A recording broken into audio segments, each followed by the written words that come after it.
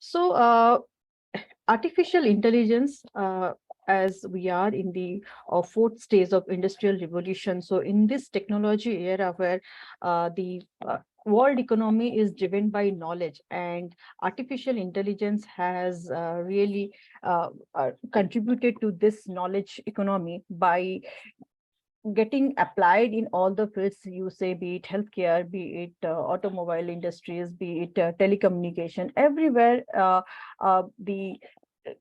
this technology has been embedded and making our day-to-day life much more easier, and opening a plethora of opportunities for the scientists, researchers, lawyers to dwell deep into the field to understand the nuances in the field. So though the concept of computer or the software or AI intelligence, or you say there are related concepts, okay, machine learning, deep learning, cognitive computing. So these were the words. It's not the phenomena for the 21st century, but if you go a little bit backwards, the term artificial intelligence was first coined in 1956 by John McCarthy of MIT. So what is an artificial intelligence? Let's try to understand in a basic sense. I'm not a technologist, or I'm not from a software background, so I would like to simplify as any person can understand. So it is something where we expect a computer to show a human-like intelligence. So like the human ability where you can memorize, you can recognize, you can process the things, and you can give your output by your intelligence. Similarly, we make the computer in such a way that the machines, by the way of software programs or whatever it may be, so it can show the human manifestation of the intelligence, like how we show our intelligence. Thus, we are enabling a system to show those kind of intelligence by mimicking or by adopting those skills which generally a human has. How those things are being done, again, that's a technical aspect which the technologists are working, maybe through in basically the AI works by the input of large number of the data sets, where they are processed in a particular way, as how they are programmed, and then they show the results depending on the question asked. So if we see the definition of the AI, so we can say it is a kind of a set of machines that are capable of performing tasks that, if performed by a human, would be said to require intelligence. So as I said, so same level of intelligence as shown by a individual is expected or is shown by the artificial intelligence. So if we see the growth of the artificial intelligence, and since we are talking about intellectual property and artificial intelligence in terms of a technological innovation or invention, makes it a valuable property. And as we understand, the intellectual property is a through by means of patents or trademarks or copyrights, is a kind of protection measure. And there are a number of factors which promotes innovation, protects innovation. So a patent is generally taken as a yardstick to measure the growth of this innovation in a particular technological sector. So if we just take the patent data, patent family data for the artificial intelligence, we will see a gradual upward, not gradual, a kind of a growing trend, particularly post 2015. If you see, there has been a substantial rise in the number of applications filed in case of the AI. So it is core AI, irrespective of the different field. It may include all the applications, not only healthcare. So this data, what it suggests is that it is one of the desirable technologies for the current era. And if I now come to the healthcare sector in particular, then again, we have the history which started with IBM's Watson artificial intelligence system. So IBM was, as you know, one of the highest patent filer. IBM, like, which has more than 36,000 patents in its name, one of the largest filers of the patent. Is the one who started with this artificial intelligence in the healthcare system. and the program which is named as an Watson Artificial Intelligence. So the establishment of the Watson system in 2011, which basically involved the natural language processing. Again, there are different parts of the AI, which I will cover subsequently. So uh, with this kind of thing, it basically enabled the system to understand and interpret the human communication. In terms of human communication means human data interpretation, and how those data can be interpreted for various useful results. And after 2011, by the initiation of the IBM, then many players jumped into this AI system. So today, if you name IBM or Google or Apple or Microsoft or Amazon, everyone has now started working on it and have product in the market as well.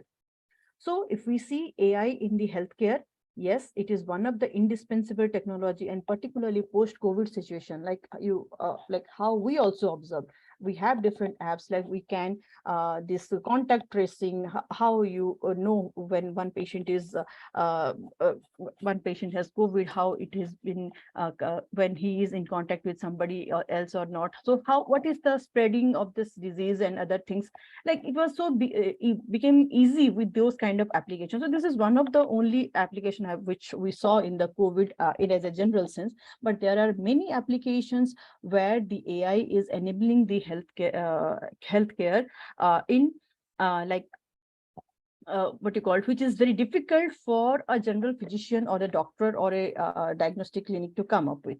So not only it is helpful in terms of diagnosis, but it has number of other application, like it is very important in maintaining electronic health records, like where it can process number of healthcare database data, and also the imaging system or diagnostic system, predicting a medicine clinical trial system. So there are number of applications for this AI. And by the views of this artificial intelligence in the healthcare, the medical professionals were able to make the informed decisions based on the more accurate information. Look, what happens, as a human we have limitation, but when so we can process a limited amount of data, we cannot remember everything. So suppose a doctor is visiting hundreds of patients, so it's not possible, humanly possible, to remember those data and interpret unless and until he sees. So it's not possible, but in case of a machine it becomes very easy. So by just putting the data, the machine will be able to interpret the data, can identify the disease, can diagnose the disease, can also prescribe, okay, what may be the treatment method or protocol, which is otherwise known as the precision medicine. So it not only saves time, it reduces cost, and also in the hospital system, it is very easy or like it enhances the efficiency in maintaining the medical records. So artificial intelligence in healthcare sector has number of applications, and it is gradually coming up. So just to give you certain examples, so IBM Watson Health was the first application of AI in practical sense, which is again renamed recently as the Merative trademark. Then it is Google's DeepMind is there. Then Analytic, which is again a small startup which is using deep learning to analyze the radiographs as well as the images such as CT and the MRI scans. Then Tuzar uses the, again, it's a drug discovery platform, and it evaluates large number of personal and proprietary data set, and which predicts high probability of the drug disease matches. Then Atomwise is there, then Deep Genomics, Verb Surgical, so which is basically a joint venture between Alphabet, that is the Google's parent company, and Johnson and Johnson. And they are trying to come up with the surgical robots. So which is another new addition to the treatment and the diagnostic sector. So now this AI, so in general, so as I discussed, AI is nothing but the ability of the computer to process a large number of data and interpret that data and give us the predictable results. So again, there are different aspects of the AI. So it has this machine learning, then it has the deep learning. So again, it depends like what they are performing, and accordingly they are classified which functions of the AI they are utilizing. So deep learning, machine learning, this functioning were earlier present in were there earlier, but again very recently this AI term has become the buzzword, and it includes all those terminologies as well. So to just again give you, so machine learning, it's a kind of a traditional machine learning which is helpful in prescribing precision medicine, like predicting what treatment protocols are likely to succeed on a patient based on the patient attribute and the treatment concept. So the patient's attribute in terms of okay, they have different blood reports or the other test reports are there. So depending on the history of the patient and the current diagnostic results, the this machine learning will be able to predict, okay, what kind of medicine would be effective for those kind of the patient. And this machine learning and the precision medicine application, they basically require a lot number of training data set, and which is again give you the variable like you can predict also when the disease is going to onset because of the genetic constituents or because of the protein structure and other things. It is easier to predict also when the disease may onset, which is otherwise known as the supervised learning. Then also we have the neural network system, which is a very complex form of the machine learning, and it is available since 1960s. And also it is like initially it is used whether a patient will acquire a particular disease or not. Okay.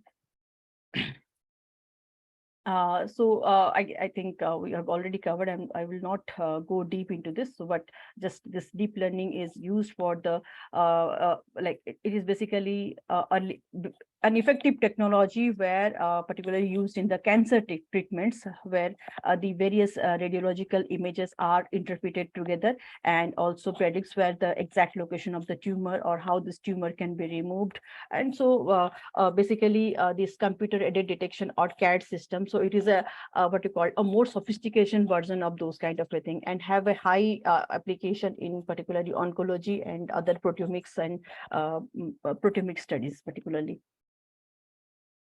Now coming to, so no doubt AI is a essential tool in the healthcare, but coming to the IP aspect, intellectual property aspects of this kind of the thing. So what is the problem? Why we are so bothered about and discussing so much about the IP aspects of the AI in the healthcare sector? So as you said, so developing these kind of technology is not easy. It requires large means very large number of data sets, processing, and like how they develop the program and training of those machines in terms of programming and other things is not a simple process. It requires time, it requires money, as you know. So as an inventor, where someone is investing his time or finances in developing something, definitely one would like to have the proper benefit out of these things. So for that reason, it is essential that some tools or mechanism must be adopted, which should ensure the effective protection of those technology, as well as remuneration from those technologies can also be effectively brought to the inventor. So IP, as we know, is one of the important tools related to that. So in that sense, the patenting, particularly patent, becomes very important, because again, protection of the invention through patents, which provides a monopoly or exclusive right for the 20 years, is considered as one of the effective way in preventing unauthorized access of those kind of technology. And so everyone wants to patent their technology to, or it is considered as a strategic tool to protect those invention from the unauthorized uses or infringements. So if we see just in the so I will start with the United States. So if we just start with the United States, the USPTO in a study of 2022 reveals that the patenting of AI software has more than doubled from the year 2002 to 2018.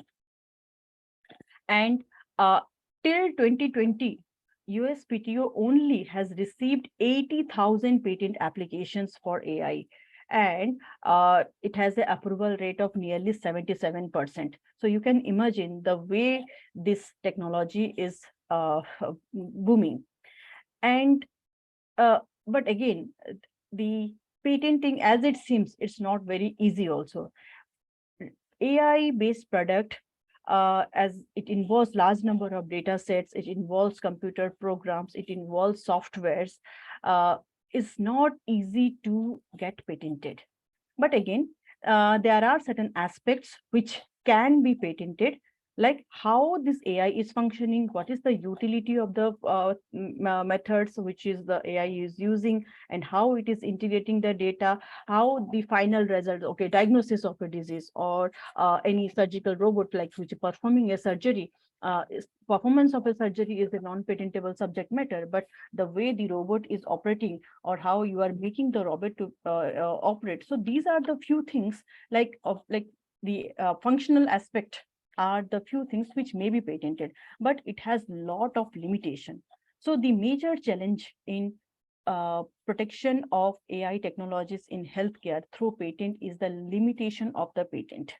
So in the next few slides, I would like to just describe how these challenges has been overcome gradually.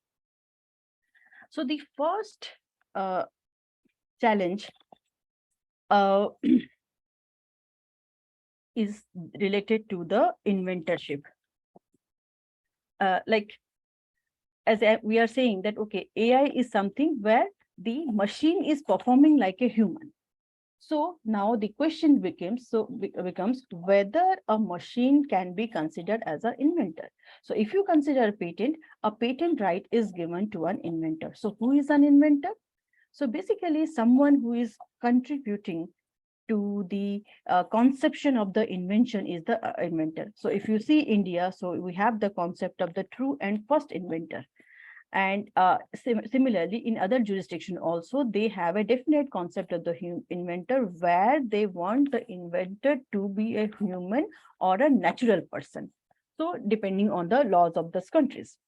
So if we see the inventions related to the AI, so we can divide the invention into three categories. First, in the one kind of invention where the human is already developed, the humans or the scientist or somebody has already developed that invention. It is using the artificial intelligence to only verify the solution. So the conception is from the human mind, only the verification is done by the AI, and that too from the instruction of the human. In the second category, a human has identified the problem, but the problem solving is done by the AI, or the human is using the AI to find the solution. And in the third category of the invention, where the AI identifies the problem and finds the solution itself, and there is non-significant contribution from the human.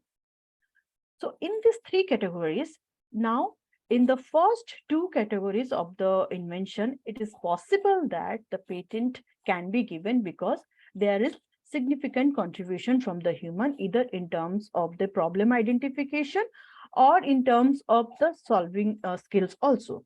But in the third category of the invention, where the human does not have a significant role, it's the AI which is determining the problem as well as the solving the problem, then it becomes difficult to get a patent because the AI or the machine cannot qualify as a true inventor or an inventor.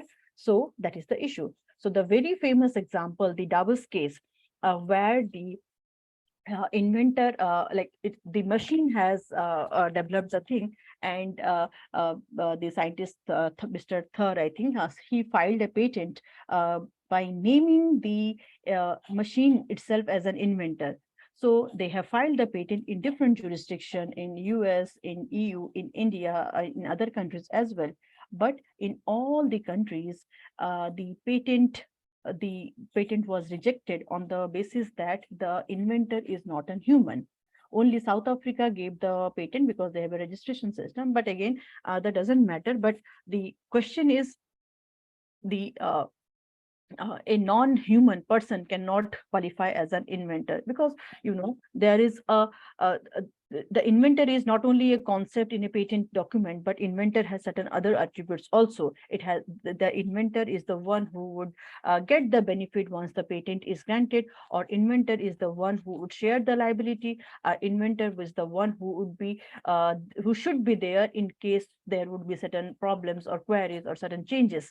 So a machine cannot be expected to do all the jobs. And so this is first and foremost reasons for the rejection of the patents when the third kind of invention is in problem, is it question.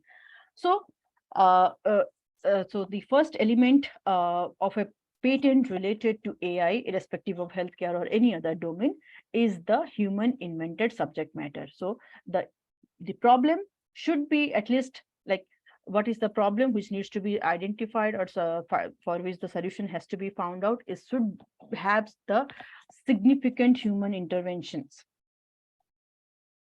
So now coming to that concept, you may think that then it would be difficult. No, it's not difficult, because this is not as simple as I'm telling. So it has number of steps. So you have to feed lot of data, and by feeding the data, it may be an image data, it may be a test report data, or it may be any other kind of information. So basically you are training the machine, and the machine, what it is doing, the machine is basically building an outcome, like how depending on the quantum of information or the type of information, and the outcomes were again given in the form of a result or a prediction, depending on the what you want to get from that machine. So the invention or the innovation can be on different aspects. For example, data. Okay, how the data are fed? Who decides what quality of the data has to be fed? Number of data has to be fed. So those decision-making capacities are with the human or the programmer who is programming. Then training the machine, in which way you want to learn the machine, which way you are making the machine to learn the data, what aspect of the data is the critical element which the machine is taking and then developing the thing. So that can also be one of the parameters which should be highlighted in a patent document, so that it can be taken. So the steps in feeding the data, the steps in training the machines, and how so the program by which this is building an outcome, and the product is developed. So what kind of product? So those aspects are there which can be patentable subject matter.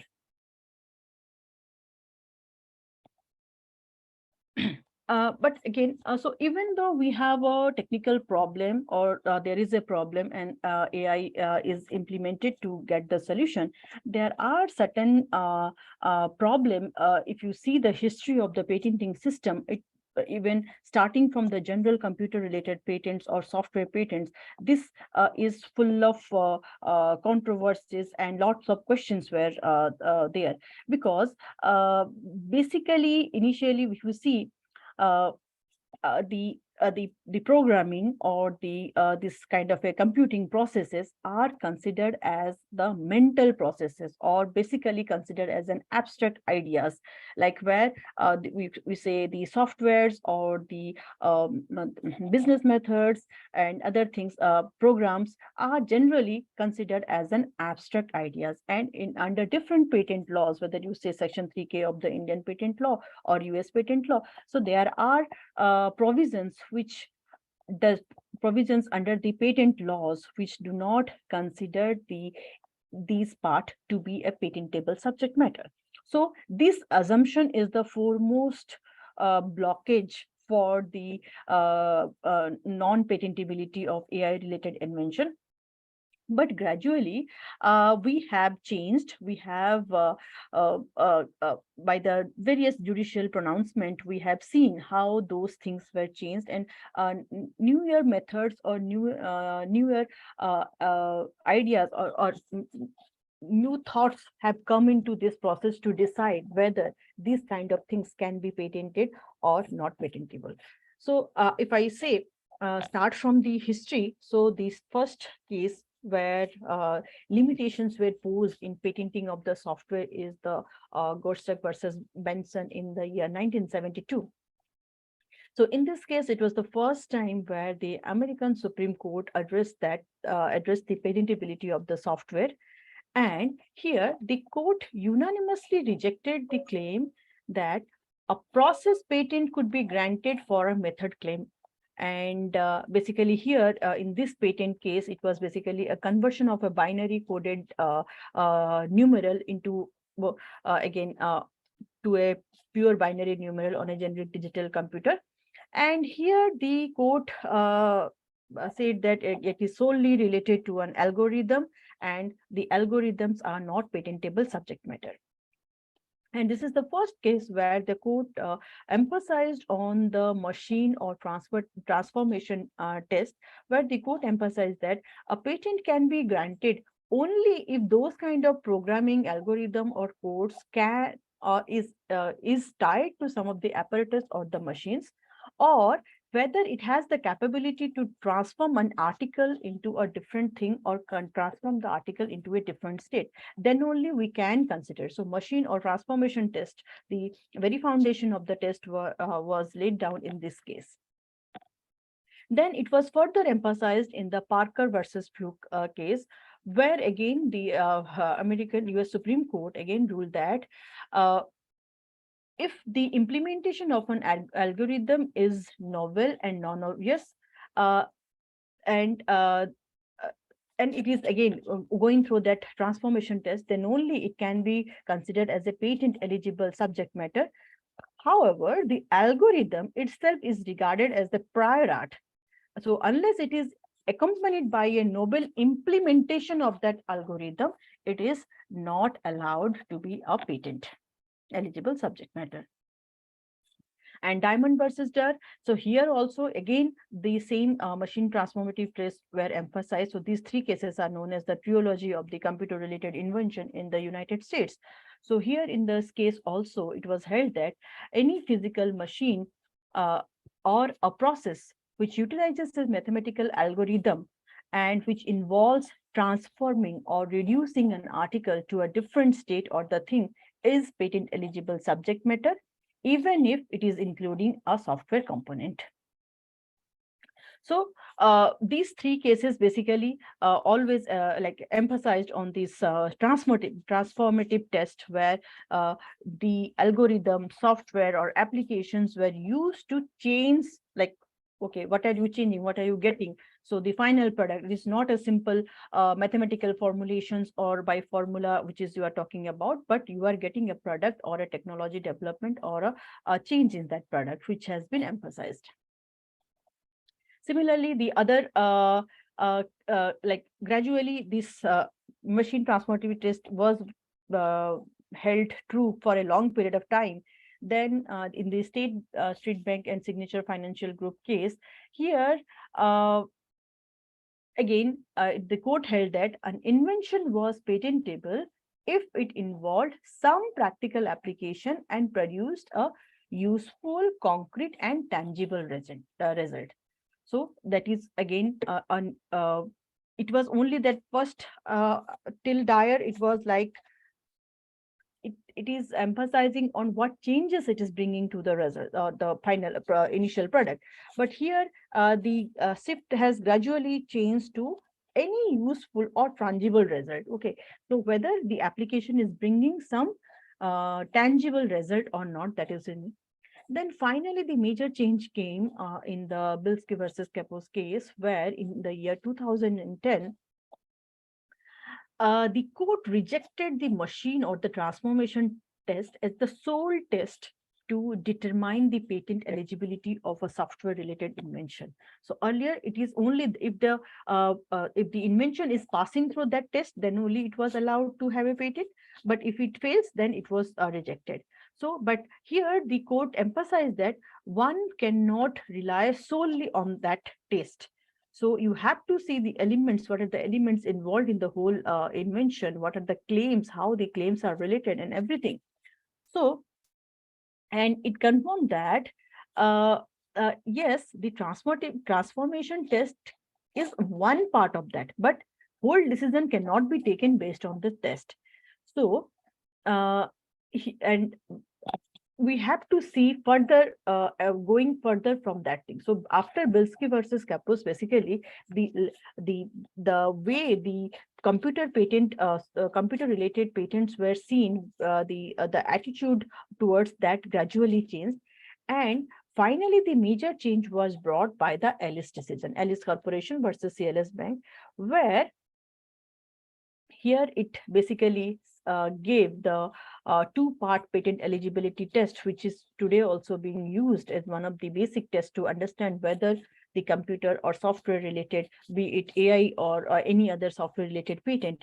This is the main test which determines the patent eligibility of those kind of the invention. So what this test is all about? So here it is basically like, as I will just show that thing. So it's from 2014 to till date, it has been yeah. So it is basically called as the two-step Ellis. After that also, my in the Prometheus case also it was held. So in this case, as per this parameter, basically there is a two-step procedure. So when some invention involves any software or any program or something like that, the first step is to determine if the claim mentioned in the patent is directed towards an abstract idea or any law of nature or any natural phenomena or not. If so, if it is mentioned, it does not, you do not have to clearly reject that.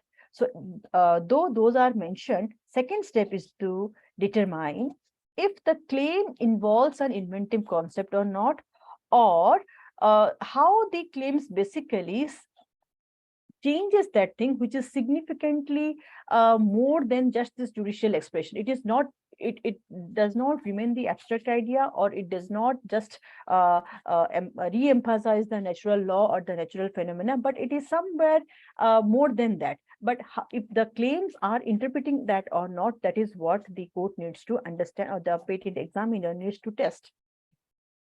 So all these abstract ideas, which like mathematical concept, methods of organizing human activity or mental processes, if it is present in a patent claim, it does not directly debar the patent from getting granted.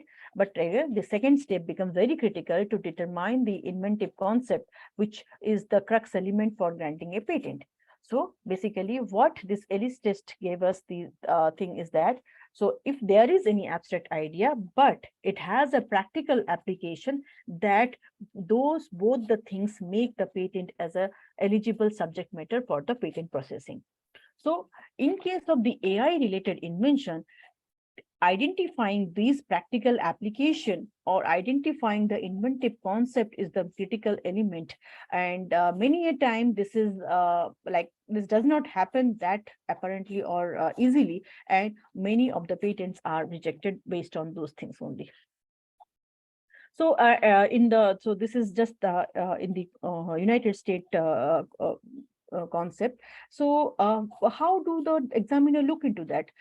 So basically, if you see after 2014 and then this has developed, so latest and AI being a very new concept, like it does not have a direct mention in the patent law itself, but yes, in the United States, the patent law guidelines are there, which particularly gives you certain guideline about how the AI related inventions can be patented. And if you see, they have this guideline document where they have given a number of examples, and they so there directly they see, okay, suppose a process of development. So there is a neural network system which is able to recognize the various facial expression, and then from that they are predicting something.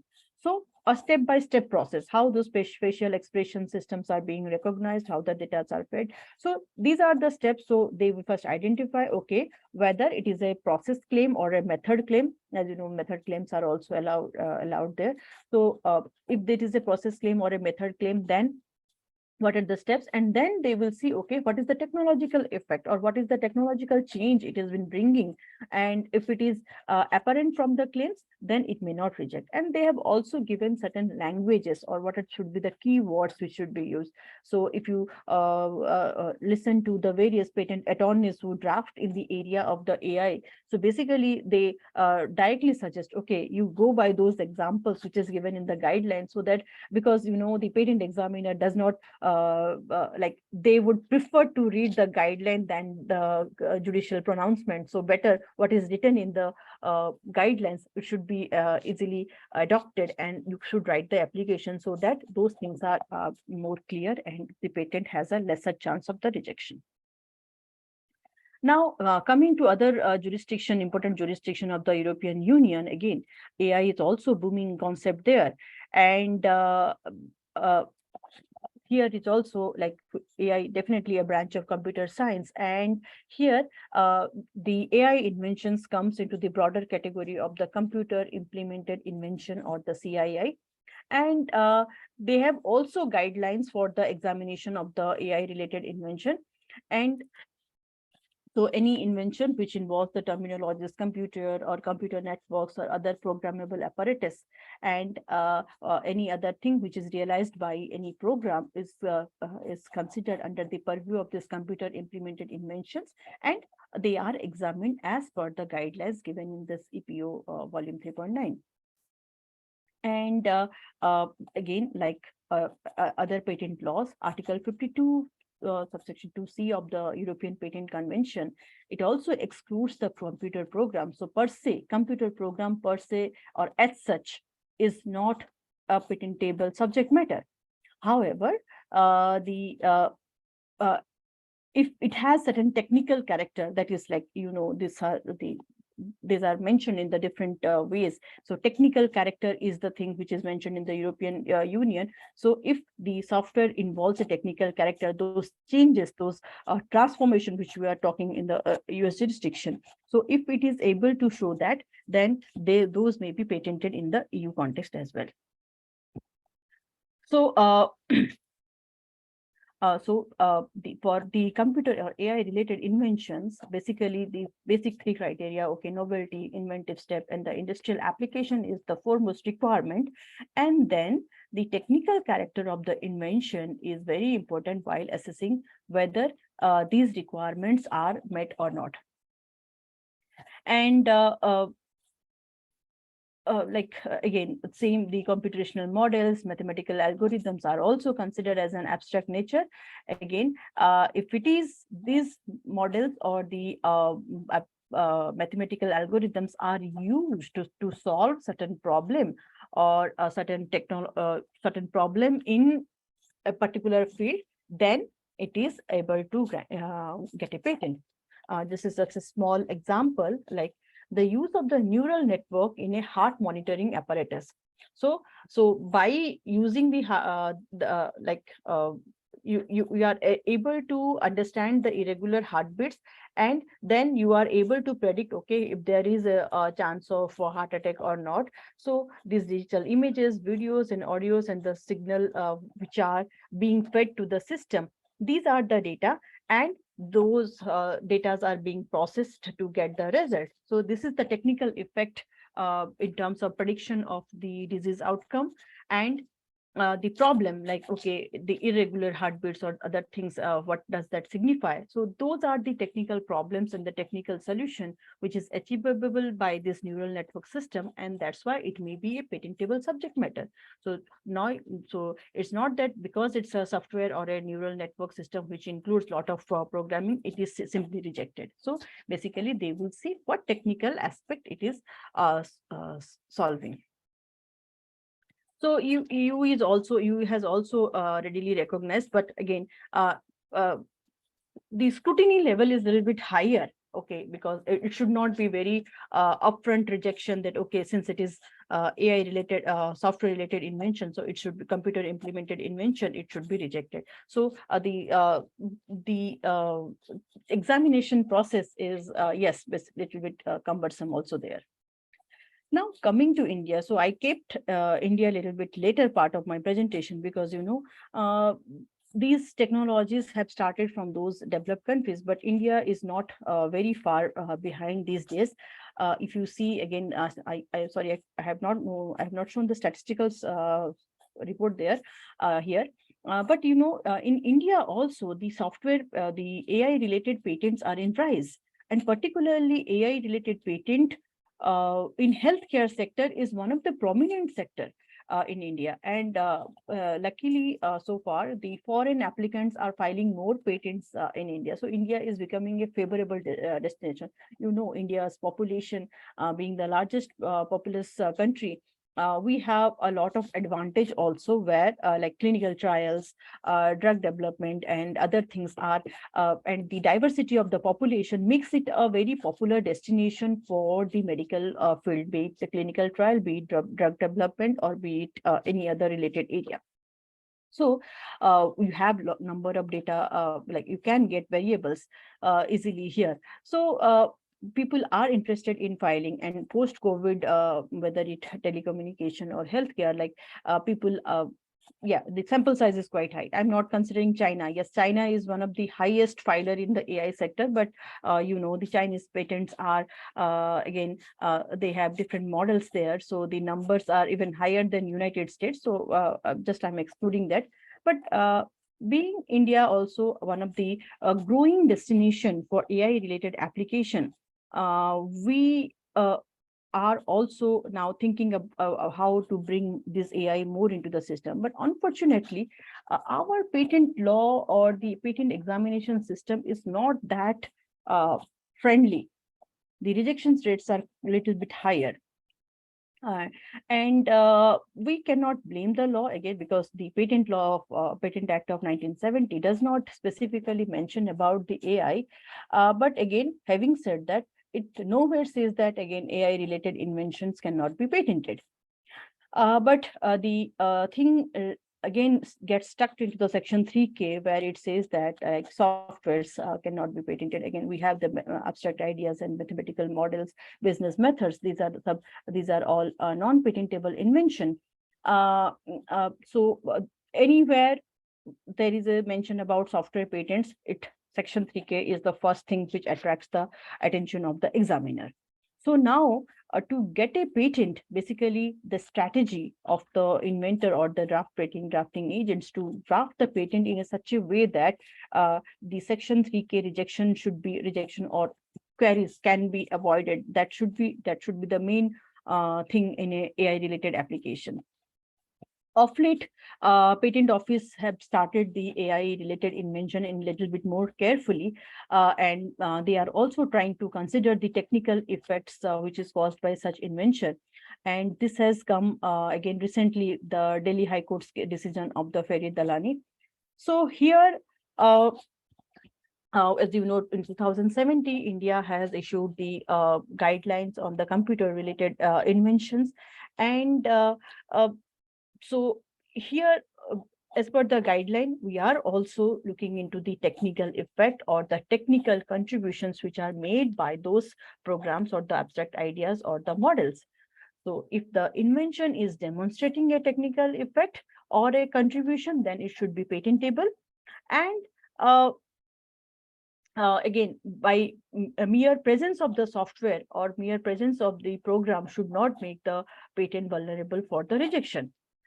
And the court further in this case opined that the technical effect should be interpreted according to the judicial precedents also. And it also should look into the practices of the patent offices of the foreign jurisdictions. So it was like the word per se was given at that point of time to ensure that the genuine inventions which are developed based on the computer programs are not refused. But again, it should be carefully examined so that again, the mere presence of the software does not lead to the rejection. But unfortunately, since we do not have any AI-related guidelines which the US counterpart has, or the European counterpart, Japan, Korea, all of them have their guidelines for the AI-related patents. But the Indian Patent Office do not have any guideline, particularly for examining the AI invention. This is one of the major problem.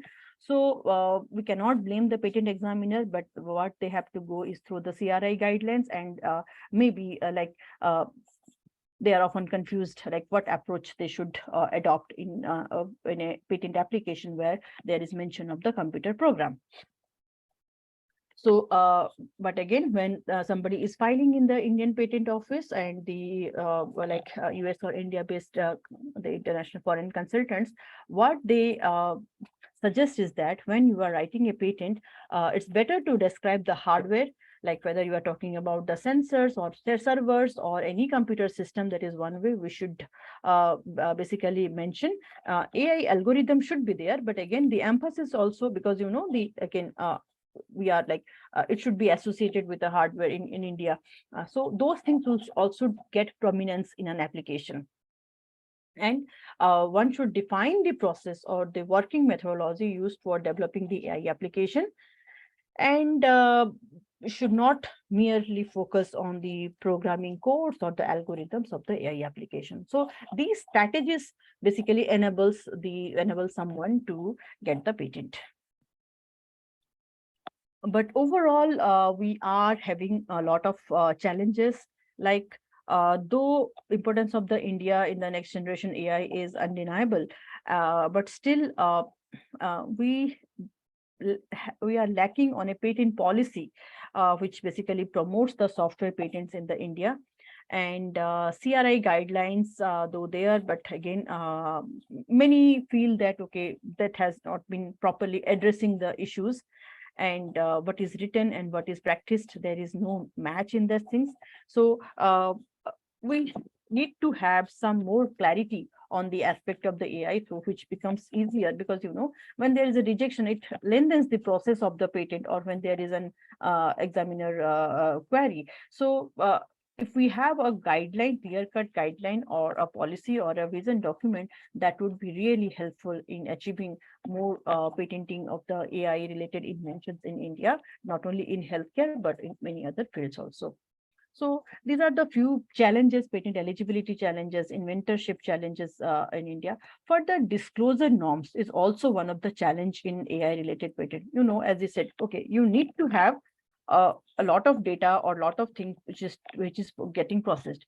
So the patent law requires that the invention should be disclosed in a clear and concise manner, so that a person skilled in the art would be able to replicate.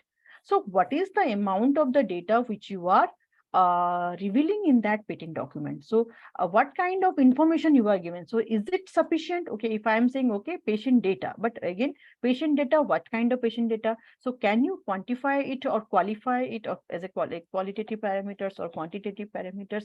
So that becomes a problem. Like, how much information make it a complete disclosure? So that is one issue in the patent disclosure. In the patenting aspect also. So with all these things, patenting AI is a really critical thing. But anyway, we are getting through it and gradually evolving in this field also. But again, in some sense, like patenting in the AI is also have certain advantage, also disadvantage. Now, as an inventor, we have to measure the pros and cons of what should be the strategy. Like, as I said, the AI patent is basically seen from the perspective of a software patent, CII guidelines or CRI guidelines or other things. So it's not that easy to obtain. The rejection chances are higher.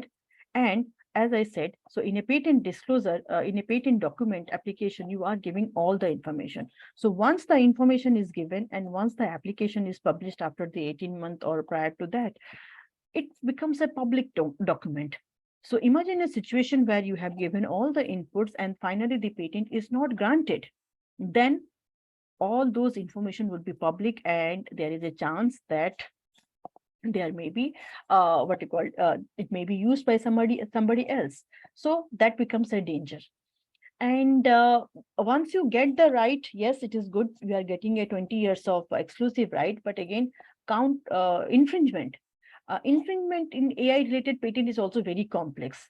And in order to establish whether it is a like as an inventor, you will have or a proprietor, you will have a hard time to prove that there is a infringement, because the onus lies on the plaintiff. So it's it, it is very difficult proposition whether to go ahead or not. Definitely patent has a lot of advantage, but again, if you have if you are quite confident that yes, you can get a patent on that, then it is more advisable and applicable to get a patent. Or else, like, there is a risk also, there is also an associated risk. So how to mitigate this risk? So that's why we need to strategize. So IP strategy is very important for AI related invention. So it is not only patent, copyright also one of the important part of the AI, because one part of this AI related invention is the software part. So which should be protected by the copyright. So together with patent and the copyright, you will have an enabling environment where you can protect your invention. So, but again, the same problem remains because copyright protects the works that are authored by humans. And if you say that it is, or if it is authored by an AI, it won't be granted because AI is not considered as a human author. So in this case, what one can do is that the inventor can seek the copyright protection and secure the ownership where it has given the training data or given the input, and wherever there is human interventions, those parts can be protected as an copyright. So the data compilation or the selection of the data or what kind of input, training data, so all these original informations can be protected as the copyright material. And but again, different agencies have different parameters. For example, in the USPTO, it basically considers the training data to be original if there is the uniqueness to the selection. If I say, okay, I'm giving the patient data, but again, what is the patient data? It cannot be. So the compilation should be having certain originality, and the presentation of format or something, then only it would be copyrighted. So copyright also forms an important part in addition to the patent. If you are employing intellectual property to protect the invention, and trademark, obviously, once you have a product, definitely trademark would help you achieving this success, economical benefit. But these things should be taken together.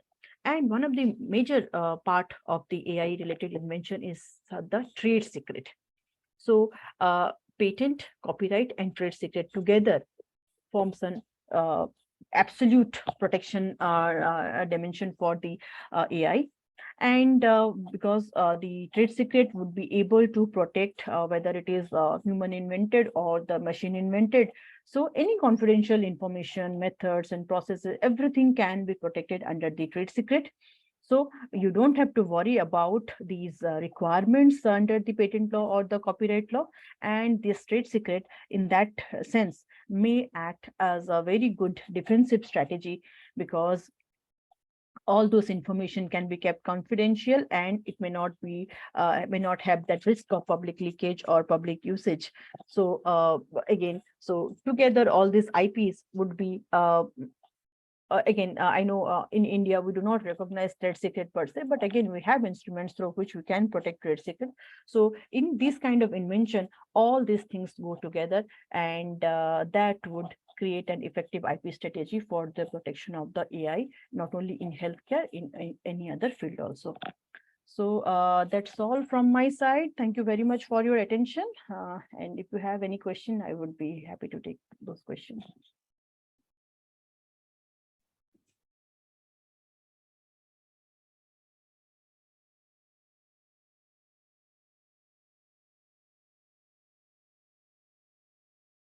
On behalf of Amity University, Noida, I would like to extend my heartfelt gratitude towards you, ma'am. Thank you so much for your insightful session. Now we invite questions from the participants. They can please type their questions on the chat box.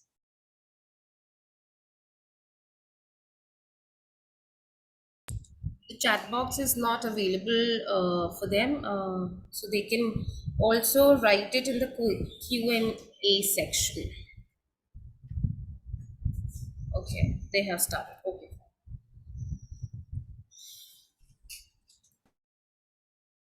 What your thoughts on Neuralinks by Elon Musk? So, like, again, my thoughts in what sense are you asking me?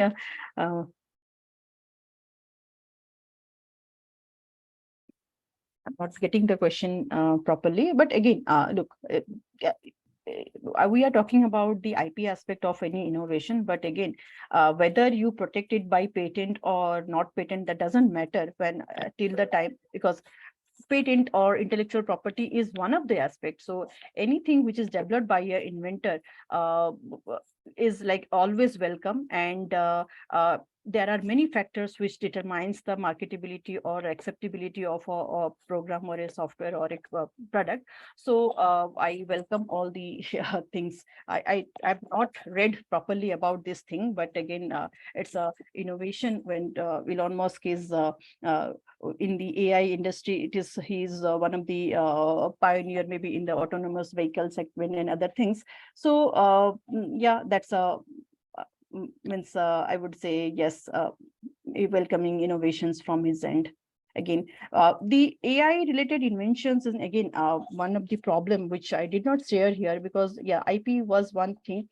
There are other aspects also. Okay, data privacy thing. There is data sharing, confidentiality, and other regulatory issues also.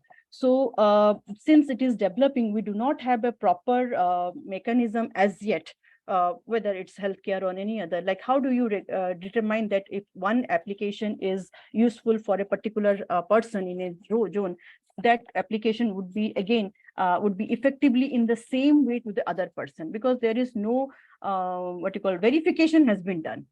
So those challenges, regulatory challenges are there, which has not been addressed as yet.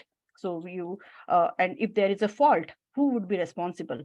So those things are there. So yes, it's a ever growing field, and let's see how it unfolds.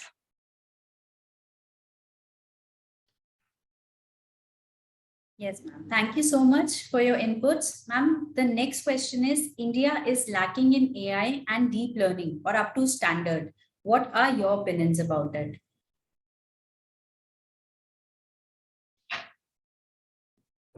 Sorry, this question somewhere I'll repeat once again. India is lacking in artificial intelligence and deep learning or up to standard. What are your opinions about it? up to you may not say, look, again, these things are, you need to provide an ecosystem or the environment where these kind of innovation may be nurtured. It's not that India is not up to the, you can see like particularly after post COVID, there are many startups which are working on developing many applications. For example, mobile health applications, or any the smart health or M health, which we are talking. So electronic. So we have some limitation definitely, but it is we are a little slow. Maybe we will catch up with gradual input. You know, like if I say healthcare sector, okay, we do not have a documented system in the healthcare. Like in the hospital, we do not have any record for any patient. So if you forget about the medical data, patient informations are also not available. So how do you expect that an electronic health record could be maintained? So at the base we have basic problems, and then if we have those kind of system in place, then we will achieve we can work more and develop more innovation in that field. But unfortunately we are still struggling at this stage, and which is leading to this kind of thing. And yes, with those kind of ecosystem is provided, then definitely we will have more growth. But to be frank, there are number of companies, startups and other things are coming up which are taking up this kind of initiative, AI related initiative. May not be a complete product, but part of the process are being done by that.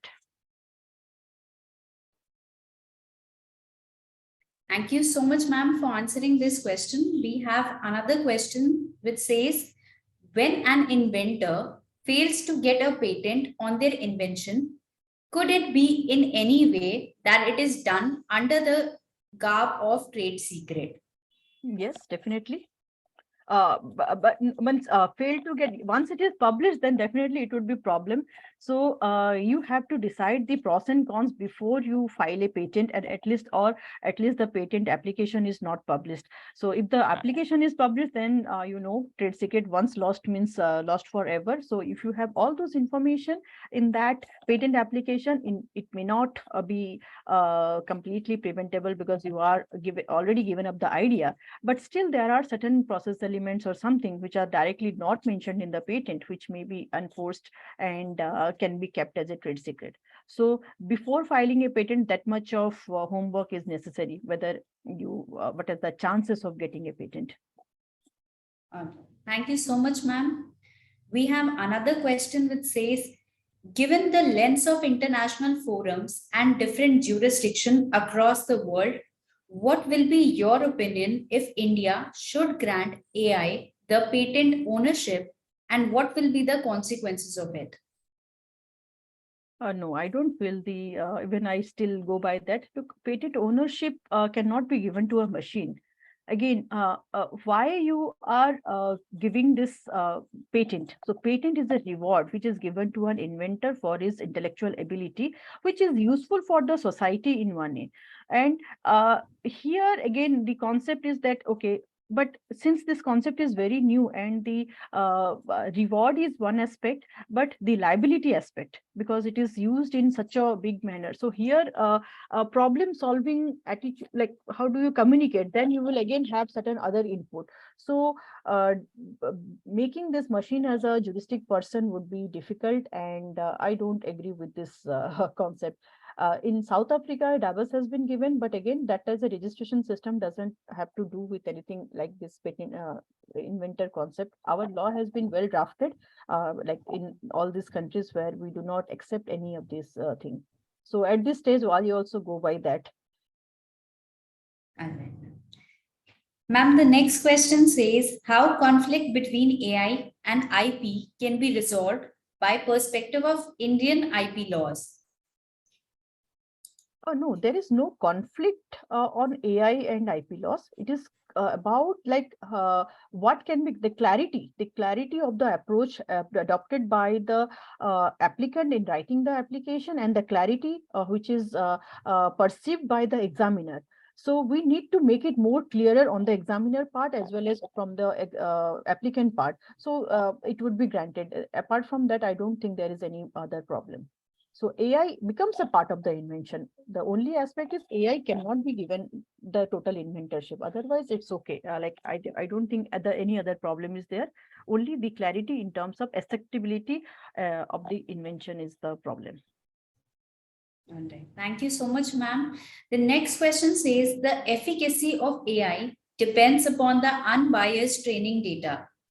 How can we ensure that the biasness of the creator do not influence the AI machine? Yeah, it's a very difficult question. Again, I'm not a technologist in that per se, but what I would prefer, because when someone is developing an application, that should be if there is a biasness, it may not give you a concurrent result throughout the thing, and maybe later point of time there it may have a problem. So it's up to the inventor, who should be careful enough to feed the unbiased data, so that it means the results would be in the same line. I feel so. Otherwise, to be frank, it's the honesty, or what you call the ethical aspect, which should be taken care of by the inventor. And otherwise, I don't know how to ensure. I'm a little bit clueless at this point. All right, ma'am. Thank you so much. The last question for the session is, how an organization can enforce data confidentiality while developing AI technology in collaboration with multiple companies. What are the legal options apart from Indian Contract Act? Yes, so now the data privacy thing is taken very seriously everywhere. From again, even though we are talking in terms of India, yes, Contract Act is there, and you have to go for certain confidentiality agreements and IT Act and other things. All these things we have now trying to incorporate the provisions of the sensitive data, because you never know what kind of data is being used. But these applications are generally developed from a global perspective. So you have to be careful about the other laws in the other counterpart countries. For example, this GDPR or in US data privacy laws. So everything needs to be taken care of. So otherwise, like, the inventor would be problem. So I hope that, like, these things should be sorted out between the engaging companies, where they should ensure that data confidentiality should be maintained and only used for the given purposes only. Anonymity and other things, how generally, like, for example, in patient monitoring or patient clinical trial data, so those things are very critical. And generally these are maintained in general in normal clinical trials also. So when it is used by the AI, then also we have to ensure that those anonymity and, like, those like how masking of the data or other things should be well taken care of.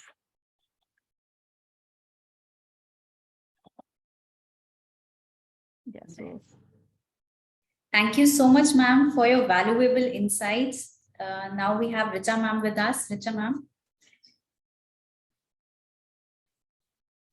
Ma'am, you are on mute. I'm so sorry. Ma'am, the session had been very intriguing. Knowing the basics of artificial intelligence and how this artificial intelligence is having an impact in healthcare had been, really interesting to listen to.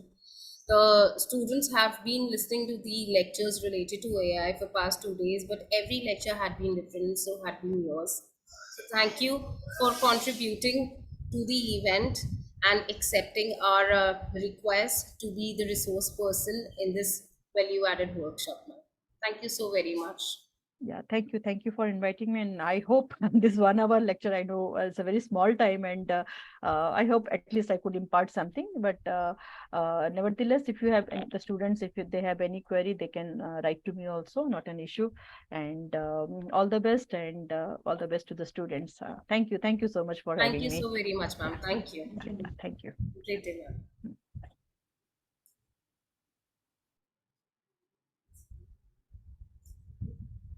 So the students, we would be continuing with the next session in 5 minutes time. I think the next speaker would be joining us very shortly. So we request your patience here.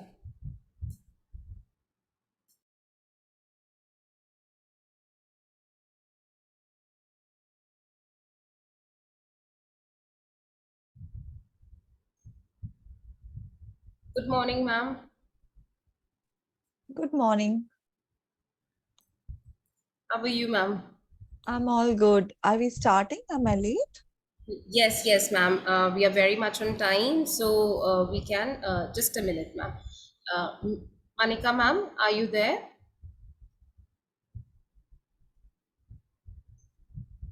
Yes, ma'am. Yes. Shall we start? Yes. Our guest is here, so we may start the session. All right. Good morning, everyone. Today we have with us Ms. Devmita Mondal, Assistant Professor, Hidyatullah NLU, Raipur. Meet our esteemed faculty member who brings a wealth of knowledge and dedication to the field of law, with an LLM with honors in intellectual property laws from Nalsar University of Law. Their academic journey laid a strong foundation in IP laws, cyber laws, and the evolving concept of law and justice in society. As a teaching assistant for property law at Nalsar, their passion for teaching was ignited, leading them to their current role as an assistant professor of law. Her expertise spans subjects like patent law, geographical indication, WTO, cyber law, and many more. Alongside her professional commitments, indulge in reading, exploring diverse cuisines, and nurturing her kitchen garden. Her dedication to her work stems from the deep enjoyment she derived from it, creating a vibrant and engaging learning environment to their students. I welcome you, ma'am, to this session. Thank you so much. Thank you, ma'am. Thank you. Can I share my PPT and start? All right, ma'am.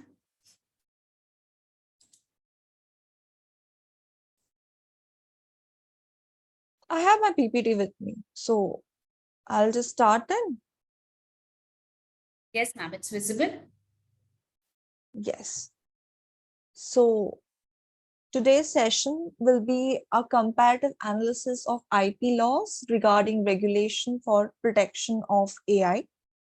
I'm Dr. Devmita Mandal, Assistant Professor of Law, Hidayatullah National Law University. Now, let's start with a basic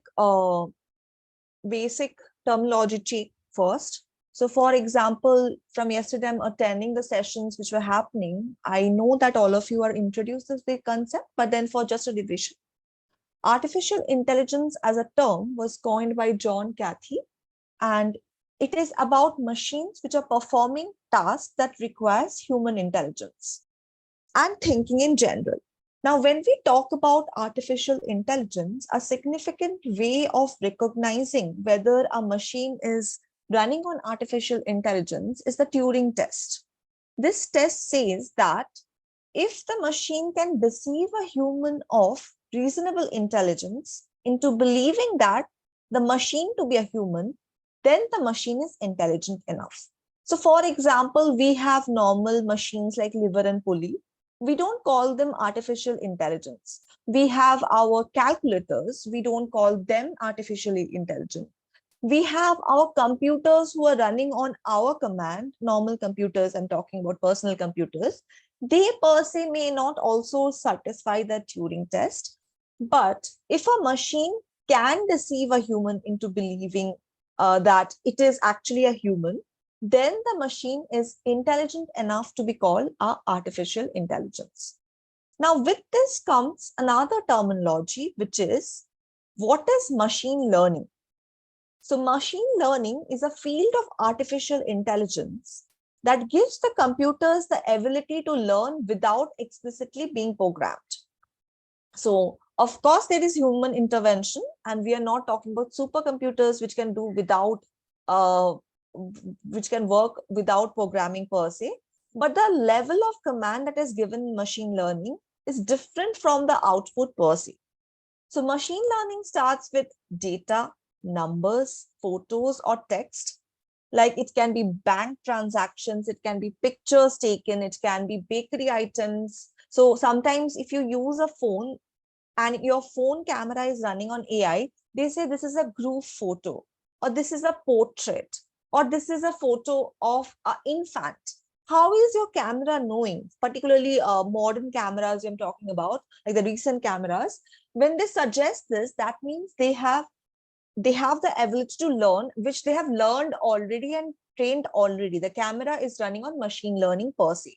So this can be other records like sales reports, time series data, etc. All these data is gathered and prepared to be used as a training data. And the machine learning model runs on the same. Now, within the subfield of machine learning itself, there are several subfields. So for example, we know that when we talk about computer, we talk about softwares. And softwares run in a way of source code and object code. And we know the object code is in binary. Okay, so if I give a command that make a circle, that translates into object code of binary instructions, which the computer can read. Now, we are not talking about this binary version or object code language. Rather, we are talking about natural language processing, which is a field of machine learning in which the machine learns to understand natural languages, which is generally spoken by human beings. So instead of data or numbers or binary objects, we are communicating with the machine itself in our normal human language. Now, the machine can understand how, because the machine has neural networks operating. These neural networks are basically specific class of machine learning algorithms which are modeled like a human brain. And therefore, since there are lot of nodes, they can process into layers the information just like a human node, human brain per se. Now, these neural networks, if they are they are in multiple layers and they can do a great number of computing together, then we call such to be deep learning networks, because they're having these multiple layers and they not only have the ability as an AI to learn, but also to make independent decisions without human intervention. So for example, if I tell ChatGPT that write a essay on freedom fighters, right? Now, I did not mention I'm talking about freedom fighters of which area, but ChatGPT may have access to my location and other such details which has been used in the training phase, and therefore it is writing the essay from India in particular. So that is a decision it is taking up on its own, that I'm talking about this, like the location to be India per se, right? Now, all these AIs which generates images for us, or music for us, or speech for us, or code, or video or text, since it is capable of interpreting and manipulating the pre-existing data in creation of the new data, such AI is called generative AI. And in today's world, we are having examples of maximum examples which normal users like us are using are generative AI per se. So for example, ChatGPT is a generative AI. Midjoy as a tool is as a tool for creation of images is a generative AI. So I can just give a command like rainy day on Delhi street, and it will accordingly, Midjoy will generate an image for me based on pre-fed training data per se. Jukebox is another example. Then we have Music LM, which can also produce such generate such images and data per se. And all of these works, when created, the main feature is that they are indistinguishable from human authored works. So you will not be able to understand whether this painting has been created by a normal human being or has it been created by a AI. So that's how generative AI is also being used in negative way, like for example, creating deepfakes, where we say that this person was in this place. A lot of pornographic content is used, made using generative AI also. So these are all fake content, but generative AI can generate the same. So legal implications are not only from the side of protection, but we also have to think that how to prevent such generative AI from even if such generative AI is misused by persons, how we can use the same for, we can use law for preventing misuse per se. Okay. Now, 1 second. Now, when we are talking about AI, what are the issues and why is AI important? Now, most businesses, even the small startups, are using AI a lot. Now, two typical issues which operate when we talk about AI and IP is the freedom to operate, that is or otherwise as we call it FTO, that is whether a business can use a particular AI without violating, or a particular data or content or text or image without violating a third party's IP rights per se.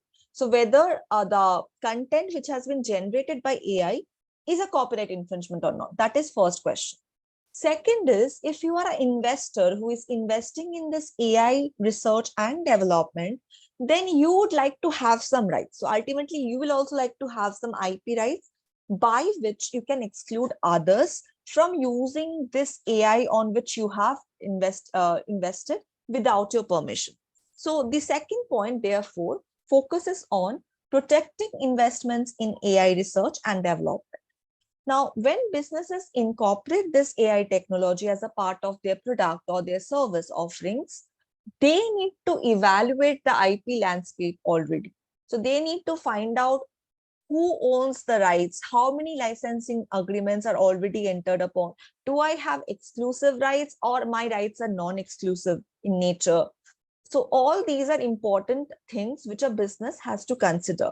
In addition, they also want to, because if you have exclusive rights, then of course you can reap up the royalty from the AI generated content on your own solely. So this is also something they are interested in, protecting their investment in development of the AI IP. Also, because this AI, like the AI run machines, are low cost, high capacity storage and having high computing powers, most businesses are adding AI features to their products and are creating entirely new products. So little help of AI helps you in generating perhaps website, payment portal, catalog for products or suggestive products per se. So all these are helping businesses in predictive. So one of the previous slides, if I can show you, we said that AI can help in descriptive. So describing something, like students often use it for writing essays or contents per se. It can be used for predicting. So if such instances are happening, what will be the output? So that is the predictive and prescriptive, where the AI says that, okay, this photo, I can just make it more beautiful by adding the lighting or changing the contrast per se. So it is prescribing the solution thereby. And all these can be used by the different businesses in their, like it can facilitate different businesses in protecting their rights if there is an IP protection for the AI. Now let's look into ownership. So when we talk about ownership over content created by AI, or we can talk in two perspectives: who holds the rights over the AI, or who holds rights over the content created by the AI. Excuse me once, I will just make sure my daughter is shouting. I'll just 1 minute, I'll come back. So ownership of IP rights over AI. So when we talk about copyright, because in the previous session, I saw that you were talking about patent rights per se. So in this session, I'm talking about copyrights per se. So copyright can be used as a way of protecting AI, because AIs are ultimately computer softwares, and we know computer softwares can be protected through copyright. One instance from US is Synopsys versus ATOP, in which basically Synopsys's claims were patent infringement, but ultimately it got the compensation or secured the jury award of $30 million based on the copyright over the particular software. So Synopsys as a company is basically designing electronic design automation, EDA as we call it, and it used to develop and manufacture and license products which enabled other designers to generate this semiconductor circuits per se. Now, Synopsys had this software known as PrimeTime. This PrimeTime software provided customers with trusted solutions for signing off. So signing off, this time signing off was a required step in the verification process for generation of digital circuits. Now, what Synopsys did was that Synopsys had licensed it to already some of the other companies, but Atof Tech is another EDA company. That company developed tools whereby they could bypass the licensing regime and they could just directly talk with PrimeTime. So this Atof did by generating a place and route tool, which it called a PRISA. And this helped in bypassing the requirement for time-based sign-off. So Synopsys, to safeguard or honor its business licenses with other businesses, it had only one option, that is to sue it. we were talking about this slide, I think. So I'll continue from here. So synopsis kind of, instead of directing their patent infringement through which they couldn't establish, they relied on their exclusive copyright over the software prime time, and they managed to get the jury award. So copyright over AI software can also be a tool for protection of rights per se. Now, can works which are generated by AI be copyrighted? And if yes, then who holds the copyright? This is a US perspective we are looking into. So the US Copyright Office has already in 2014 come up with a memo which says that only works generated by a human can be protected. So this excludes any photographs, artworks by animals or machines without intervention. So we can say that if AI is solely generating a work, then in such cases, there is no copyright protection for that AI generated work per se. The Copyright Office also said this is because the copyright law is limited to original intellectual conceptions of author. And by author, it means only human author. And since an animal or a machines do not have this original intellectual conception, so this is not a artistic expression of an animal or an artistic expression of a machine, because they cannot express themselves, they're running on the command. So therefore, they will never satisfy the originality criteria to be considered for grant of copyright protection. This is reflected even in the Naruto versus Slater case, where the Naruto, the animal, was denied copyright protection because it was not a human and it lacked the statutory standing to be granted a copyright registration per se. Another example is the Dovers case. The Copyright Review Board of United States refused to register copyright in the work title A Recent Entrance to Paradise in the name of Dovers, which was an AI. This AI was generated by Stephen Taylor. So the refusal was based on the thing that Dovers has claimed itself to be the sole author, and since it was independently created by the AI, it lacks human authorship necessary to support such copyright claim per se.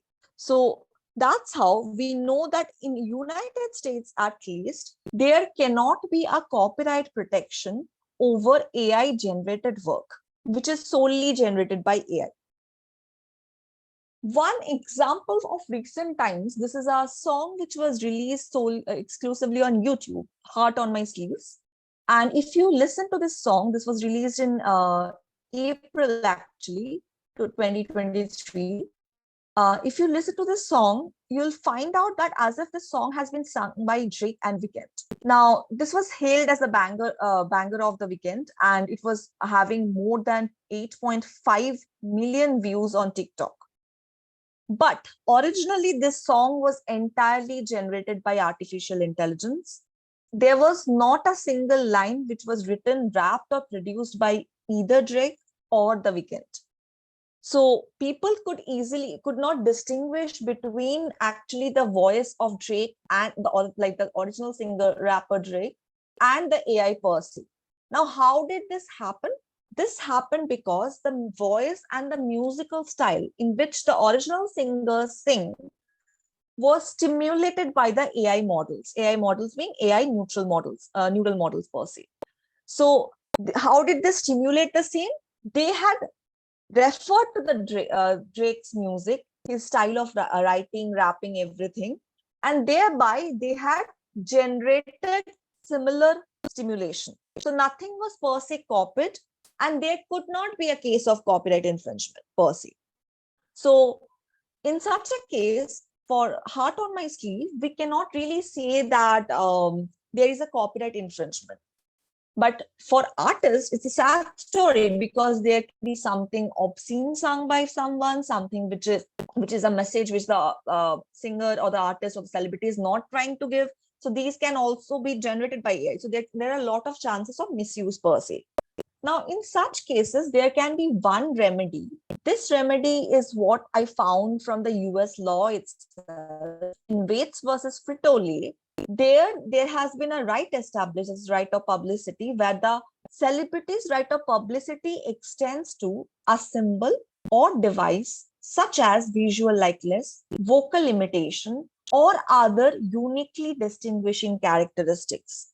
So whosoever prompted the AI to generate such a song can be held responsible for violation of publicity rights of Drake and the Weeknd. Apart from that, there cannot be any copyright infringement per se. Now, next, this is a comic book, okay? This is Zarya of the Dawn. In this comic book, the images which you see are all generated by AI. Now, how did the AI generate the images? These AI, the AI actually took the text as the reference point. So the training happened on the text, which was written by Miss Castanova, and then the AI, which is the Midjoy services, assisted the author in generating these images. Okay. Thereafter, the author chose which images to be incorporated in the comics and which are not to be. So the question, when the author wanted to register the copyright, the question was whether these images are copyrightable or not. Second question was that who holds the copyright for the same. So since the copyright office said that while Castanova used Midjoy services to assist her in creating these images, the use of the tool did not diminish the human mind, because it is Castanova who conceived, created, selected, refined, cropped, positioned, framed, and arranged all of the elements of the work into a story that reflected her artistic vision. So therefore, this work was a result of human authorship. So you see, this is very different from the Davos case. In the Davos case, the artificial intelligence itself had generated. But here, there is human intervention. So whenever there is human intervention, the court on contextual basis can grant a copyright protection. So the court said that, yes, this copyright, the Copyright Office did register this copyright. And it said that Castanova holds the copyright over this comic book images per se. Now, there is one unsolved question. So if we allow a human author to claim copyright, we allowed the human author to claim copyright based on the fact that it had prompted, given the prompt. So it had fed the data using the text and it had prompted. So if similar prompt, are we saying that the copyright is on the prompt? Can we do that? And if similar prompt is given by another party, will that also be a copyright infringement? So let's say if one of you give a comment to Midjoy saying that Delhi rainy season image, and I give coincidentally the same comment, then since you generated the image first, are you having the copyright or should I have the copyright? Because the prompt is the same. So this is an unsolved question which has not been addressed or taken up by any of the any of the officers or the judiciary till now. So, but this question exists: should there be a claim on the prompt? And if the claim is allowed, should human actually hold it? Because then we are actually restricting the public domain when we are giving copyright on such prompts per se. Okay. Continuing further. Now, I told you that a lot of these AIs are trained using data, right? Machine learning happens through data. So whether the use of copyrighted material for AI training itself would amount to fair use, or whether it is actually amounting to infringement. Because when we are feeding data to AI for machine learning purposes, that data itself may have individual copyrights. One example, the first situation which I've given you, let's say 50 portraits created by Rembrandt is taught to AI. So Rembrandt learns how, so AI learns how to stimulate Rembrandt style of paintings. Now, the AI thereafter generates a new portrait in Rembrandt style. Now, here, the owners of the data for the learning purposes are different because it is all the 50 portraits are created by Rembrandt. Can Rembrandt sue the AI for copyright infringement, or the owner of the AI for copyright infringement? That is the question which we are looking into.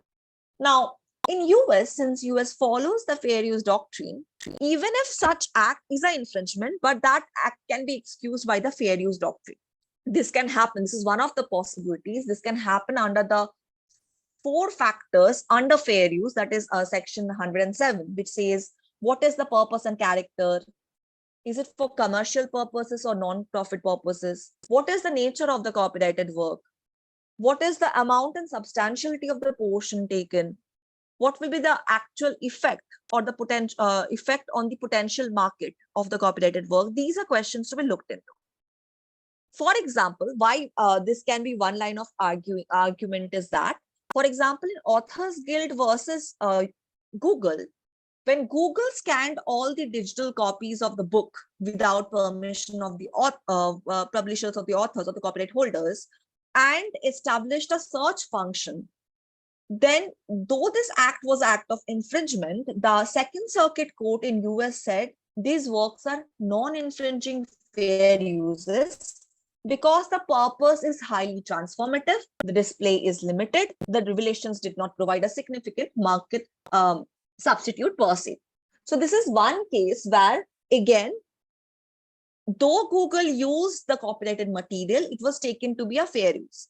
In similar way, when AI uses data from any sources, even copyrighted data, for the purpose of machine learning, one argument can be then that it can come under the scope of fair use. However, so there is a pending case actually. This has been filed in February 2023. This is Jetty Images Incorporated versus Stability AI. So in this, what happens? Jetty Images is actually a stock photo provider. It sued the AI company, Stability AI, accusing in a lawsuit that of 12 million photos of Jetty has been used to train Stability Diffusion AI image creation system. So this is the situation. Now this suit is currently pending in the Delaware court. Once settled, we can get a clarity whether fair use doctrine can actually be invoked.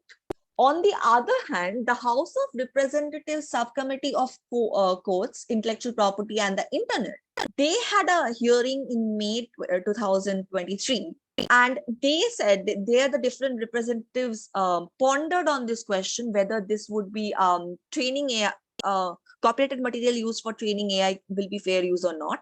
There, they pondered 2 solutions. First, any copyright holder who does not want their material to be used without permission for AI training, they can opt out. This is a technical mechanism where the copyright holders through softwares like Common Crawl, Lion can opt out or give a notice to the copyright registry and thereby opt out of such training procedure.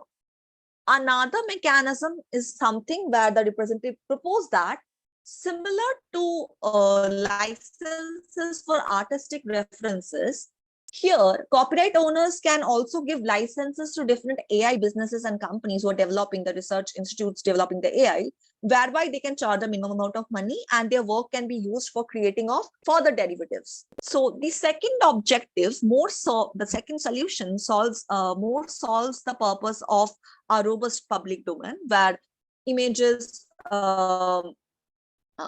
continue to be like the images become the focal point, and as long as it's only the idea being copied and not the per se expression, they continue to be source for generation of further derivatives.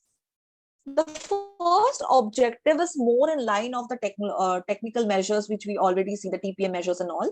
So that is also a proposed solution. But per se, we have to look out for this Jetty Images versus Stability AI case. Once settled, we'll understand whether such use of copyrighted material for AI training per se constitutes fair use or not.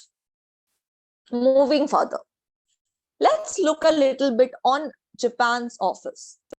So Japan, in 2018 actually revised its own law. And by Article 30, Clause 4, it permits use of copyrighted work for machine learning purposes. And it allows in such a fashion that no prior permission is used from the copyright holders. Then even if the material, let's say later this AI is being used, or the AI service is being used for commercial purposes, then also the previous copyright holder whose data was used for training the AI will not be compensated. Third is that, because we know this is important, the second point is important because when we talk about fair use doctrine, we talk about non-commercial purposes, non-profit purposes. Here, the Japan's law is such broad that it will allow such text and images to be used for even commercial purposes training. Third is that even if the data has been illegally obtained, let's say through piracy obtained, then also the data can be used for training the AI per se.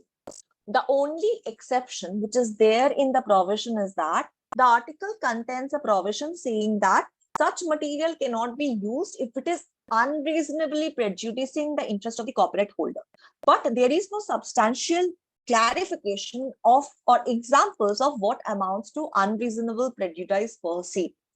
So, since there is no obligation to compensate the copyright holder, and there is no restrictions on subject, purpose, or method of analysis, this becomes a very broad kind of law which allows machine learning using copyrighted material.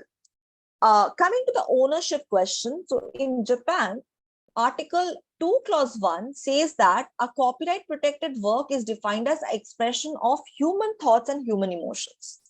So this provision clearly says that if an AI solely generates a work, then it will be difficult for the AI to get a copyright protection under the Japanese copyright law. So this issue is solved. But the other issue, whether AI machine learning can happen using copyrighted material, is widely allowed, and this can prejudice the interest of the copyright holders. Now, let's look into the law in South Korea. So I actually chose those countries where there is massive use of AI for music purposes, for fashion industry, for any other creative purposes per se. So that's why I chose Japan, which has a lot of anime going on, animation going on. South Korea, which has a lot of fashion, music, remixing, all this happening. And I chose US for the purpose of course, business and all.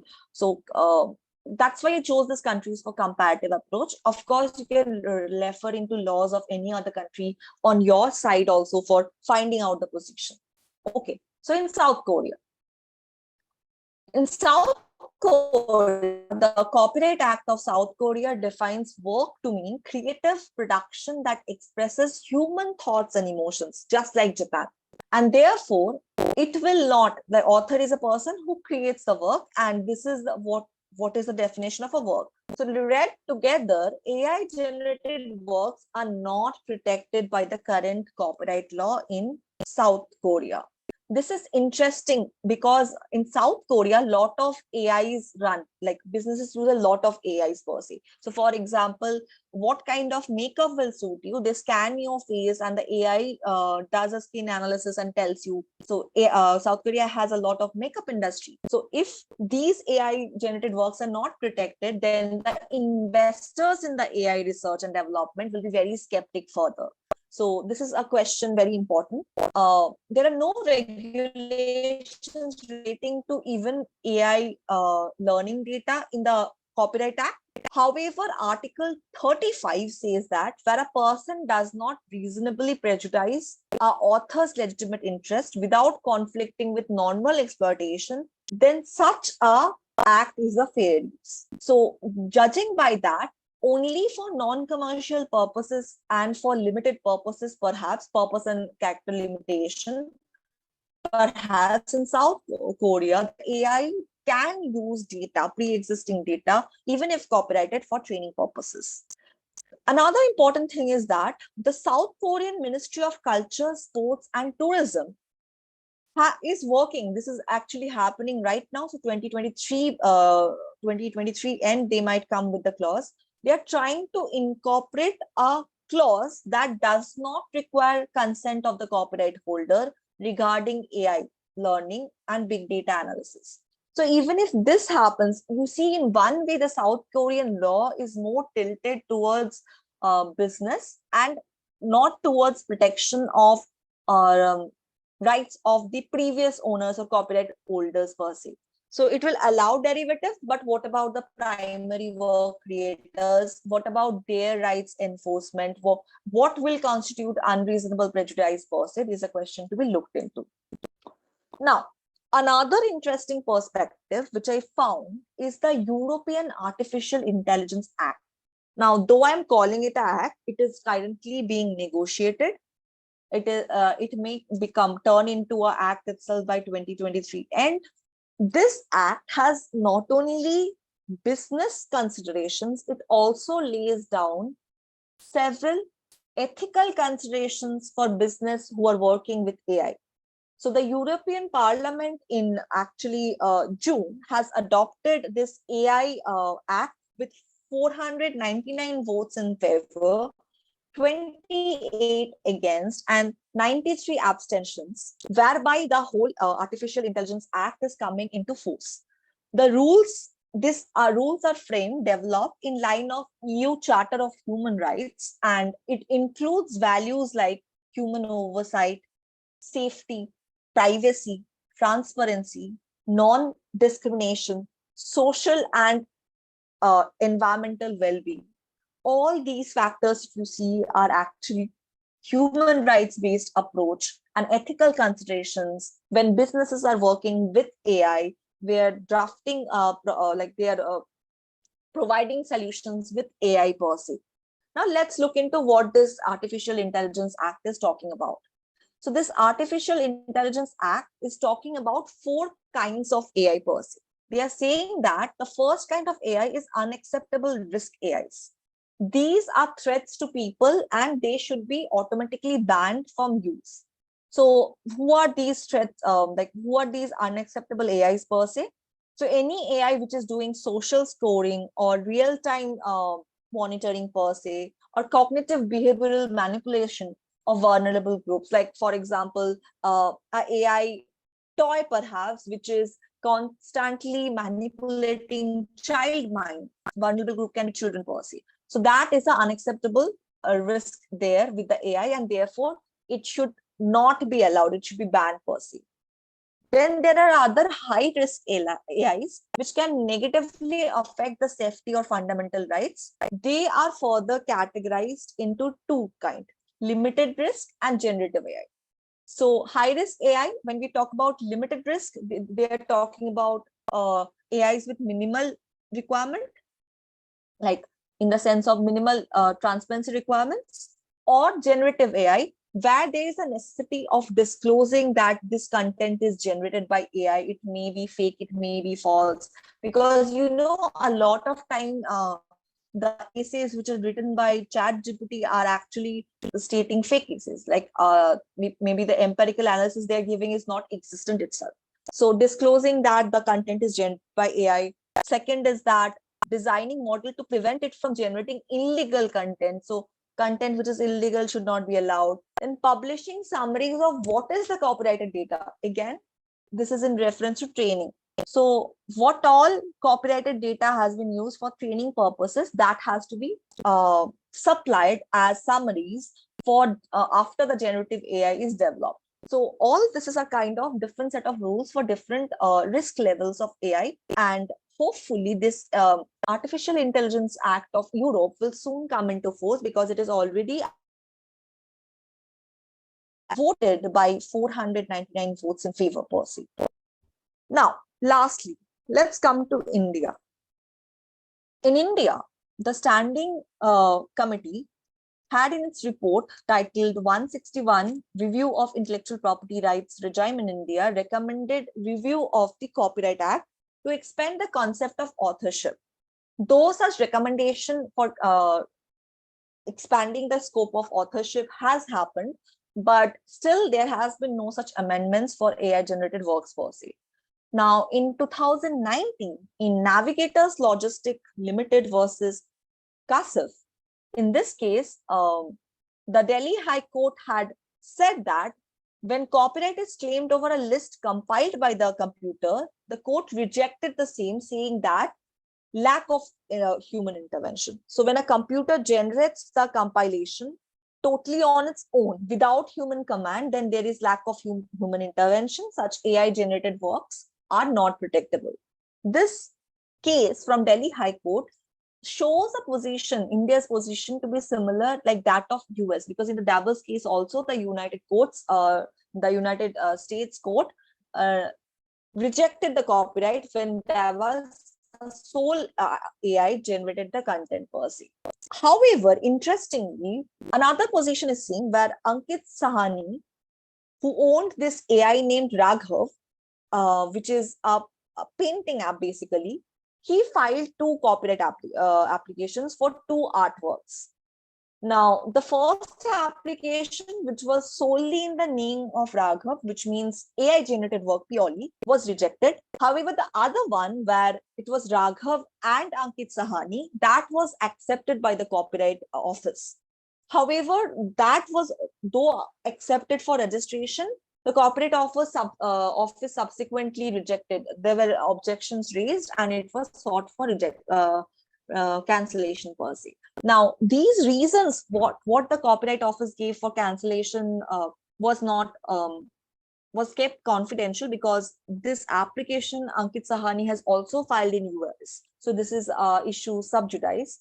So if this reason for rejection of application can be found, like why, what is the Copyright Office thinking, whether there can be joint ownership of the copyright or not, then we can come to a perhaps more possible solution towards position of India. So that's all from my side on copyright and AI. I couldn't look into the questions because I was on sharing mode. I'll just look perhaps. Thank you so much, ma'am, for your valuable insights. Now, I would like to invite questions from the participants in the Q&A chat box. We already have two questions. So question one Yes. says, nowadays AI is generating various images. Are these images will get a copyright under the Copyright Act? Yes, this is exactly the question which I was presenting on. Since if these are solely AI generated works like the Davos case application, then it will not get. However, when we see the example of the Zarya of Dawn, that comic book images, they were given a copyright, and the copyright belonged to the human, the author of the comic book itself, because the human had not only prompted, thereafter she has chosen, she has compiled. So it's authorship on behalf of Castanova, the author per se. So depending on the situation, India is also following the same. If it's solely generated by AI, then it will not be protected. Otherwise, it will be protected. If human intervention can be shown, it will be protected. And it is held by the human. Till now, the position, it is held by the human. All right. Thank you so much, ma'am, for your valuable inputs. The next question says, in case of pictures generated by an AI, like Mid-Journey, how is the element of originality satisfied? Yes. So whenever we talk about generated works by AI, they will be satisfying, if they're satisfying the level of originality as we look for derivative works, then they will be like original per se. So for example, for original works, we say that if it is from the author, so even if it's a bad poem by author, it is protectable. But if it is, let's say, plus one is not copyrightable. If I say, I have one apple, you have one apple, together how many apples we have, that is copyrighted. Similar cases exist for pictures generated by Midjoy. The test of originality will be that of the test which is followed by derivative works. All right. Thank you so much, ma'am.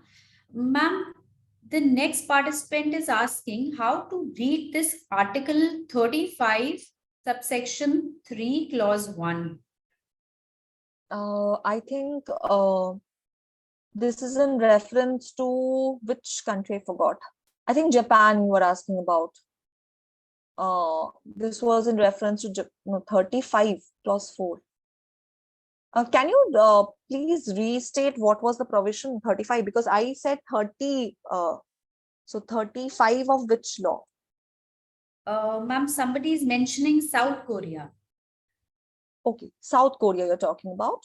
Oh, Yes. 1 second. Let me go to South Korea. Yeah, so in the South Korean provision, basically they have a fair use provision which says that where a person does not unreasonably prejudice an author's legitimate interest. This is something which is similar as the Paris Convention, the Berne Convention. So unreasonably prejudicing the legitimate interest of the author is not allowed, right?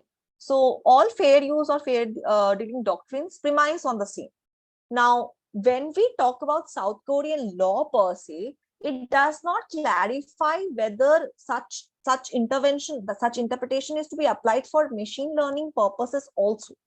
So we can at one hand say that, okay, so if it is not commercial use, it is for non-profit or educational purposes or any such character applying the fair use doctrine, 35 clause 3 allows. That is one interpretation. But does your statute allow? Because if it is following fair dealing, the statute has to give a provision. And South Korea follows fair dealing. It does not follow fair use doctrine. So explicit allowance is not there according to the South Korean provision. All right. Thank you so much, ma'am. The next question says, would there be a copyright over voices made by AI? What if the AI was trying to copy a famous person's voice? Yes, so this is one of the cases which I gave, the example of Drake's, the AI generated song of Drake and Weekend. That is one of the PPT, one of the cases in the PPT. Per se, copyright over voices by the AI, again, same logic, solely generated by AI, no, not copyrightable. Now, if the AI is trying to copy, then the famous person can obviously file a case of violation of celebrity rights. Also, if you take the European AI Act, this is exactly what the European AI Act is saying, that you have to specifically disclose how this work is generated by the AI. So this is to prevent deepfakes, where deepfakes basically where it is so unrecognizable that it is not generated by human. So if AI is trying to copy a famous person's voice, then according to statute, if the AI Act becomes a law, then according to the statute itself will be prohibited in Europe. And Europe will be one of the lead countries, because all countries are debating on whether there is copyright protection, whether there is patent protection and all. But Europe is a country which is negotiating on, forget about the property protection, are there ethical considerations, violation of fundamental rights, human rights also. So this situation itself will be a violation of human right. All right. Thank you so much, ma'am. We have next question, which says, based upon which perspective risk categorized? Is it Indian perspective or EU charter? Okay, so the categorization, of course, is according to EU Charter, because it's the European law which I talked about. The Artificial Intelligence Act is a initiative by the European Parliament. So the risk categorization also happened according to their charter per se. All right. The same person has mentioned another question which says, if based on, in reference to the previous one, if based upon EU, then there should not be diverse issues in different countries instead of universal problem before us for research. There should not be diverse issues in different countries for research. Okay. So if I'm understanding this part of the question rightly, you are asking whether different countries will have different problems. Now, see the kind of the goal of the European nation, which I put on the slide. They are talking about non-discrimination, privacy maintenance, then preventing fakes per se. All of these are per se human rights or fundamental rights under different constitution, if they have a constitution or common law principle per se.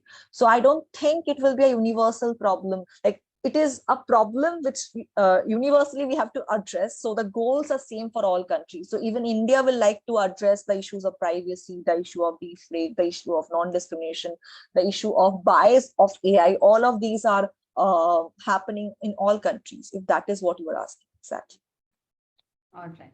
Thank you so much, ma'am. The next question says, can we seek IP protection for AI prompts or commands? So, Mudit, that is exactly the question I raised. It is still unsolved. But if you allow IP protection for such AI prompts, then it will be severely affecting the robust public domain. Because you can also give a command that recipe for pakora. I can also give the same command. This is something which is very common. Even copyright principles do not allow such things to be copyrighted. So I think it will not be allowed. That was not addressed by the Copyright Office in US, but then I think it will not be allowed. All right. Thank you so much, ma'am. The next question says, can a person claim copyright for the music generated out of an AI which is open for public use? Well, the first part and the second part is contradictory. Like if the person is claiming a copyright, then how will it be open for public use? So for example, if I'm using jukebox for perhaps generating a new composition, then one situation is we can say that jukebox on my command has generated, and therefore I will get the copyright. And of course, if you give another command for generation of a different composition, you will get a copyright. And then it is not open for the public use. Every time any other person wants to use, they have that person has to take license. I can sue that person also uh, not for not taking the permission. Now the thing is that, let's say I give the command to jukebox that something like classical Indian Carnatic music, something like that. So, and you give the command that classical Indian music, so something broader.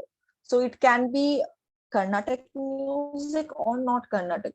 If they're identically similar, then can we sue each other for copyright infringement? That is a question to be looked into, because your command is a little different from mine. I'm specifying Carnatic music, you are saying classical Union music. So it can be Hindustani, it can be any other category of music per se. But yeah, whether it's open for, if there is copyright protection given, then it will of course not be open for public use. All right. Thank you so much, ma'am. The last question for this session is, what if an Indian copying a voice of celebrity around the world, EU, AI is not applicable in India? What actions can be taken against that person, and what will be the remedy for that person whose voice is copied? Okay, we don't have to apply EU law. Right of publicity is a right recognized by Indian courts also. So you can just go to an Indian court, and if you are that person whose voice has been copied, there has been several cases. Amitabh Bachchan's voice has been used for pan masala advertisement. He has successfully got a remedy. So any such case, you can just go for violation of celebrity rights in a court of law. Thank you, ma'am. We have one more question. So at times we use Google Scan to extract text from images of beats to save the time of typing. Do you have any opinion on that? Right. So this is already something. That's why I referred to the Authors Guild case. If we follow the principle, and if the US court continues following the principle as of interpretation of fair use as happened in the Authors Guild case, then this kind of uses of text to image to text conversion, that would be highly transformative. But we need to wait and see the Jetty case to find out whether actually the US court continues to follow the same logic or same principle for interpretation of fair use doctrine. If it follows the same principle, then of course this is highly transformative, and therefore it is satisfying the fair use doctrine. So we need to follow that case. That is filed in April 2023. You can also look for the same case once it's decided. Thank you so much, ma'am, for your valuable inputs. Now, I would like to invite Richa ma'am to extend her gratitude towards you. Richa ma'am, can you hear me? Yes, ma'am. Just a minute, ma'am.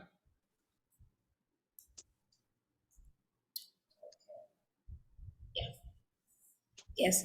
Thank you, Manika, ma'am. Thank you, Devmita ma'am, for the session. I think all the participants must have gained quite a lot from the discussions which you had, whatever had been said during the session here. So thank you so very much for taking out your time. Thank you, ma'am. Thank you for the invitation. I'll extend my thanks to Richa ma'am, to Manika ma'am for monitoring the session, and also to Alaknanda. She's not here today, but then, of course, to her also for the invitation. It was a nice crowd of audience. So all the questions were very interesting. I enjoyed my session, and I'm sorry for the little uh, goof up which happened because my daughter was screaming at the background. I'm sorry No, for the no, same. it happens. We all understand. So online sessions made it possible for you sitting there Yes. and the audience being able to enjoy your session and gain the Thank you so knowledge. much. Thank you. We hope to welcome you back again. Thank you.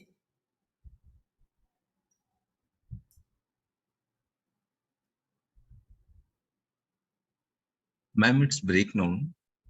Okay, just a second, sir. Let me just check. I think Yeah, then as another session will start at 2:50. yes, it will start at 1:15. Okay. 1:50. Okay. So attendees, we would be resuming back with our session at 1:15. All of you, please do make sure to come back and join because there will be a very, very interesting session by Mr. Vibhav Mittal, who is an AI and IP lawyer and who is working with Anand and Anand, and he also works for Humanity for so it'll be a very, very interesting session. Do come back on time and gain the most that you can from all these insightful sessions. So for now, it is closed for, till 1:50. See you back. Speakers. Yes, So I'm going to try and provide a practical perspective. We can wait for everyone to join at 1:15 and then we can start. yes, yes, yes. Wonderful. So you have been practicing here in the Delhi High Court? Yes, I've been practicing in the Delhi High Court for about 8.5, 9 years, over 8 years of practice. Oh, I'm an associate partner at Anand and Anand, like you know. And yeah, so, that's beautiful. and I'm also doing AI and AI. So I do a lot of AI in my volunteer capacity. Also, I do a lot of AI work with certain public charity organizations based out of US and UK. And also we're sort of working on AI advisory work as part of the firm as well. That's wonderful because these days there is so much of buzz around AI that it is bringing hope. At the same time, it is also people are also feeling a threat from AI. That threat element is there because of the fact that the term itself is slightly flawed, which is why the talk that I have decided for the students, about 8-9 points that I have to take them through without press slides, probably just sharing content. Some of the points that you raised will be addressed in that, sort of starting off with what is AI, what is machine learning, what is generative AI, sort of a foundational building, and then connecting it to um, copyright issues. So because we have time till 2:30, I'm thinking that probably the talk should not take more than 45 minutes to 50 minutes, probably shorter than that, because it's a screen sharing different contents, publicly available content, Right. just to build a foundational concept for students. And then we can take the last half an hour for questions. Right. I think that'll give students a good chance. Yeah. So there had been any case in the court wherein AI had been in question. Have you faced any such instance in the practical life? Not in the Indian context yet, Okay. because of the fact that a lot of this, so there are different elements of it. IP has different elements. My talk is predominantly focused around copyright issues and AI generated content. But before that, we need the students to understand what is AI. They need to understand what is machine learning, which is one way of training an AI system. They need to understand what is generative AI. They need to have a little bit of an understanding about different types of IP. And we'll be going to cover that through the things that I'm going to talk about. Then from there, we'll move to litigation. There is some litigation that has happened in the US, two litigations in the US, one litigation in UK. But I'll briefly touch on them in the end, because to understand why those litigations are taking place, one has to understand the way an AI system is being trained Right. and the different elements that are being brought into the picture. Right. Because again, there had been so many questions about the biasness of AI as well. Correct. So bias is, yeah, so bias is an element that will be there in AI training, right? So when you train an algorithm, um, bias can come in three elements rather. It can come in the data, it can come in the existing data, it could come in a human working on that data and training an AI system, his own choices and selection. So that's called architectural inputs. And otherwise it can also be just the way the AI system learns, and it could come out in its output, right? I mean, so it's different ways. Bias is a major issue, but bias has to be then seen in different tracks and different approaches to tackle it. It's a little bit of a technological solution. Law can address certain elements of bias, but it requires a combination. Addressing bias requires technical people to understand law and legal people to work with engineers to formulate a solution in terms of the technological solution and perhaps the legal solution. But these are just initial views, right? I mean, it's far more complex than that. It'll be more context specific. You can't just solve bias. It's like solving bias is like saying eliminating discrimination. Or yeah, it doesn't happen like out of thin air. You need more context, you need situations, you need scenarios, and you need to know what is your goal, because AI system inherently will be biased because you are forcing it to predict a particular outcome, which means that you are training it in to give a biased result. It has to predict in a particular direction. It has to make that prediction. It is one very, very interesting talk. I think we need a separate session on the same, Yeah, rather of than course. lengthy one. Absolutely. Hi, Ms. Gandhi. So I think we can start with the session. Yes, Manika ma'am? Okay. So today we have with us Mr. Vibhav Mittal, AI and IP lawyer, associate partner, Anand and Anand. Introducing Mr. Vibhav Mittal, an esteemed intellectual property rights litigator at Anand and Anand, India's premier intellectual property law firm, with a strong background in patent law, trademark law, geographical indications law, and domain name dispute resolution. Mr. Vibhav has gained extensive expertise in these areas, holding an LLM in intellectual property law from Boston University School of Law. He has focused on copyright law, trade secrets law, intellectual property, and internet, food, drug, and cosmetic law. Mr. Vibhav's passion for demystifying AI is reflected in his roles as the head of community at Milton Keynes Artificial Intelligence and Fellow in AI and Law at For Humanity. Additionally, he serves on the peer review board of the journal AI and Ethics, published by Springer. Mr. Vibhav welcomes discussions on IP, AI, and data protection matters. We welcome you, sir, to this session. No, thank you. It's absolutely my pleasure to be here. And of course, to create awareness and spread awareness about AI issues, generally AI issues, and even in the IP context.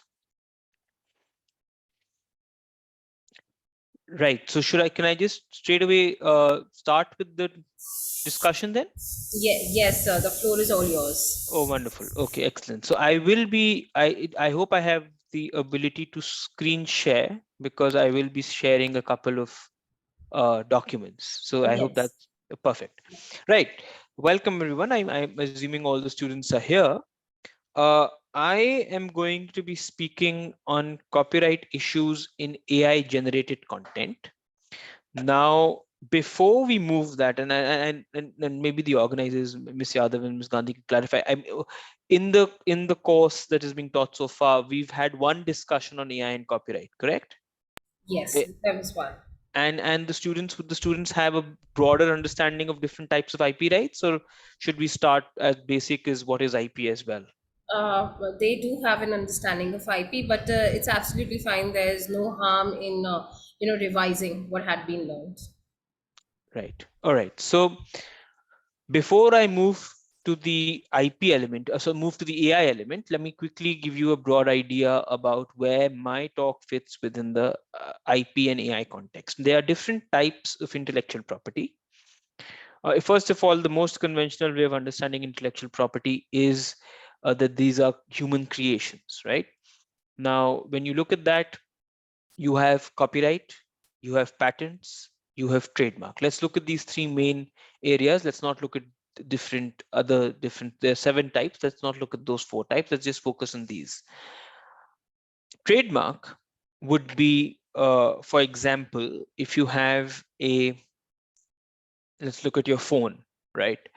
And if this is a phone, and there's a symbol here, I, which represents a particular brand, right? So a trademark is pretty much a brand or symbol by which, when you look at it, you would be able to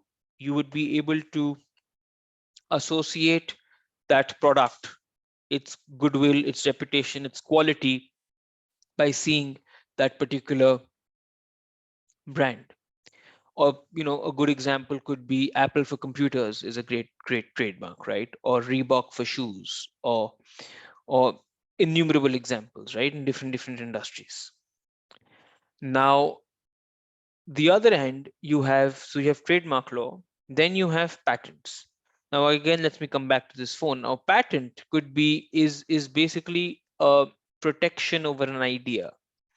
How that happens is that and it's not an abstract idea. Let me clarify that, right? So you don't have get patent protection over an abstract idea. It's the implementation of the idea to the in a practical context, and it's a technical direction. You work with engineers, you have an idea, you'll work with a patent engineer. A patent engineer could be from different areas. For example, if you come back to this mobile phone example, a telecom patent. So here you would need to work with someone from in the engineering space, from the telecom patent space, right? If you had a patent idea in the pharmaceutical space, you may need someone from chemical engineering background.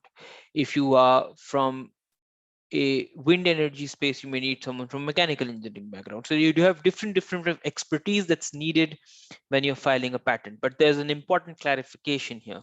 While patents are for ideas, and there are certain legal requirements, like it has to be novel, it has to be non-obvious to a person skilled in the art, and it has to have industrial application.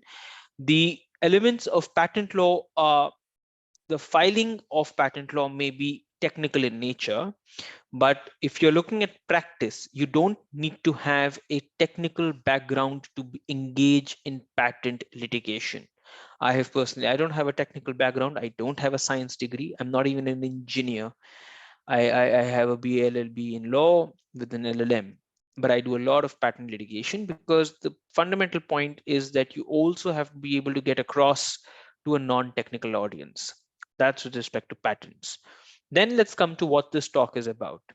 This talk is about copyright issues in AI generated content. What is copyright? Copyright it's governed by the Copyright Act, and there are 6 types of work that are there, and you have original, literary, musical, dramatic, artistic work, and then there is sound recording and then cinematographic films. Let's keep sound recording and cinematographic films on the side. Let's pick up easier ones. Let's pick up literary work. Everyone must be reading books, right? So a publisher would, let's say, take Harry Potter for an example. You have Bloomsbury, right? J.K. Rowling wrote the book. She's the author of the book. Literary work is she wrote the book, but then she perhaps assigned, and the copyright is then owned by Bloomsbury. So you will have a situation where the publisher would own the copyright, but the point is that copyright vests in the literary work, which is what you're writing. Now, if I would take a pen or something, and I make a sketch on my notebook. Perhaps some of you already doing that because we tend to do that in classes sometimes. Now, when we do it like that, the point is that that doodle is an artistic work, and that would be a copyright protected element, and you don't need registration for copyright, unlike trademark where you need trademark registration, unlike patent where you need patent registration, or there's a process with the government registry to register a patent and to register a trademark. A copyright exists the minute it comes, when the minute you create that creative work. So you have a literary work, which is perhaps writing a book, writing an essay. You could have your artistic work. Then there's musical work. Musical work is those graphical notations, if you've seen in, like, in, in music, right, those symbols that are there. And then there's dramatic work. So not, let's just stick to literary, artistic, and musical work.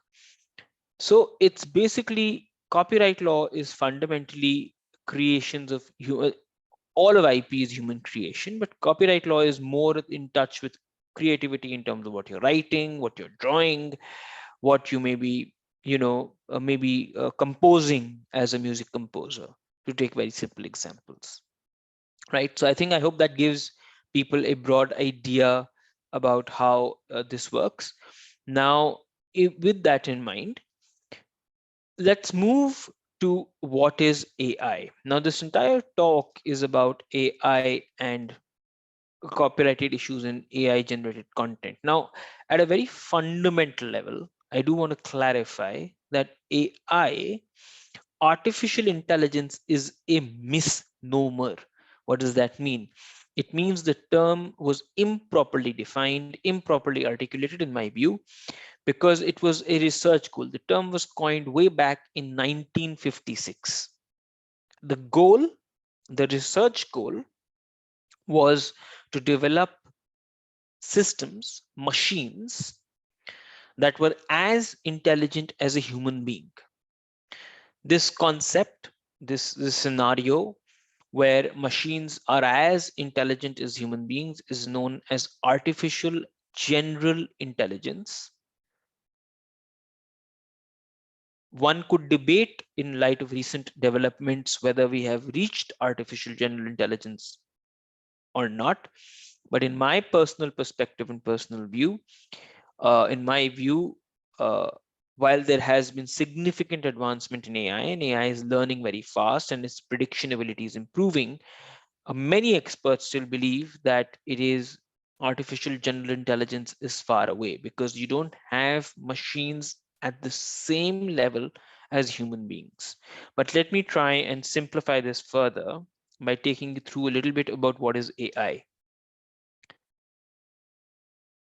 Yeah, can you see this now? So this is an interesting, so this is a publicly available piece. This is a publicly available piece, and on or is AI. I can see there's some questions coming in. We'll address them. It's 1:29 p.m. I'll try and finish this talk by 2 o'clock, within 30 minutes, take you through a broad overview of, so let me just give you, so we started off with what is AI. I'm going to be touching on what is AI, what is machine learning, what is generative AI, quickly on AI and IP issues that have arisen, and then talk about the one case on generative AI and copyright in the registration context. Although like copyright registration is not mandatory, but in the registration context, and then probably give you a broad idea of what's happening in the enforcement context, right? There are a couple of things that we have to cover. So let's finish that, and then we'll address your questions one by one. Please keep putting it there, but we'll address them one by one. And perhaps it's possible that while we finish the lecture, some of those questions may already have been answered or partially answered. So feel free to reframe your questions as well. Right. So what is AI? Now look at the date of this article. It's a 2018 article, MIT Technology Review. Just to understand something, right? I'm not going to be reading all the entire article line by line. There are certain specific elements of the article that I would like to read here or just explain to you. If you are interested in going deeper, because the time that we have, you are more than welcome. All of this material is publicly available, and you can look it up online. Nothing here is not publicly available. I think everything that I'm sharing is publicly available, right? What is AI exactly? Now, like I said, in the broadest sense, AI refers to machines that can learn, reason, and act for themselves.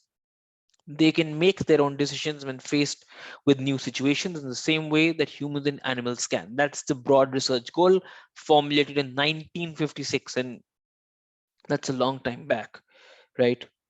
Then, as it currently stands, and this is, we're talking about 2018, right? As it currently stands, vast majority of AI advancements and applications you hear about refer to a category of algorithms known as machine learning, right? And I'm going to take you straight to what is machine learning as well. Is this visible? Is this article on machine learning visible? Yes, it is. Perfect. So machine learning, before I go back to that article, machine learning algorithms are responsible for vast majority of artificial advancements and applications you hear about. Machine learning algorithms use statistics to find patterns in massive amounts of data. Three keywords that you must understand for understanding AI. A, statistics. It's finding patterns and in data. AI, simply put, is a pattern recognition tool. It is trained on large amounts of data. It learns on that data and it makes a prediction. And if you make it like that, therefore, when you deal it with that, so it's a pattern recognition tool. So it's learning from mass amounts of data and generating content or generating things. It's learning on that data. That learning on the data is not akin to the way a human machine or a human being is learning, right?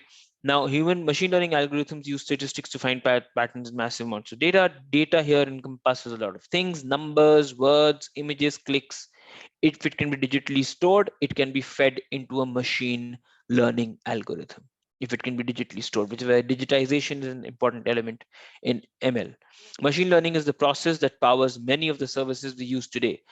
Simple examples: recommendation systems like those on Netflix, YouTube, and Spotify, search engines like Google and Baidu. Let's just take Netflix, for example, or Amazon Prime. You select a particular movie, you've watched a movie, you get a recommendation next time. Very simple. That's artificial intelligence. Your selection of a movie is data, and based on that data, it has made, the AI system has made a prediction, right? Now, in all of these instances, each platform is collecting as much data about you as possible: what genres you like watching, what links you're clicking, what status you're reacting to, and using machine learning to make a highly educated guess about what you might want next, right? And now the point is, I'm not reading the remainder part of the article, but the point is, machine learning as a concept existed way back in 50s, 60s, 70s. Not sure of the exact timeline, but the concept existed. From machine learning to the recent AI advancement that has happened in 2017, 18 is because of deep learning. Deep learning, very simply put, very artically beautifully put here, is machine learning on steroids. What has happened is that you have data and then your computing power has increased and your ability to make these predictions on this concept has improved, and you get better computers, better computing power, and by training on data, the production is happening. For example, if let's contextualize it in the recent context, if someone has been following these chat GPT or GPT-2 or GPT-3 sort of scenarios, you might have read some articles saying that I think GPT-3 had some 75 billion parameters or some X amount of parameters, and the next iteration of GPT had far more number of parameters. So the more amount of computing power, the more amount of data that you gave it, the ability of the machine to make predictions improved, right? And this article then gets into this slightly technical in nature, but so deep learning is machine learning on steroids. Neural network is this concept of how the recognition happens in layers. For example, if this was image of a, let's assume that this is a image of, there's a garden here, there's a sky here, and there are clouds, and there's a tree, right? Now I said garden, sky, clouds, and trees.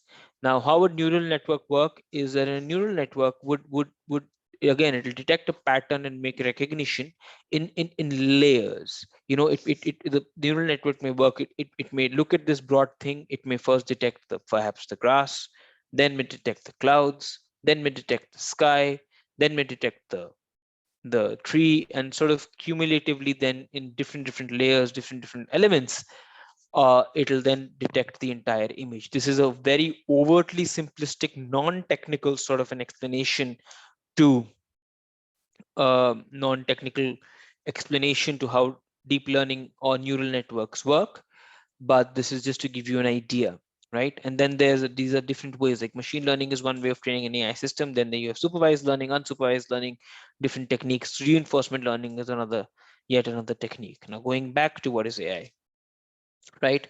So it's basically the majority of these trainings were happening through machine learning. These algorithms use statistics to find patterns in massive amounts of data, as we spoke about.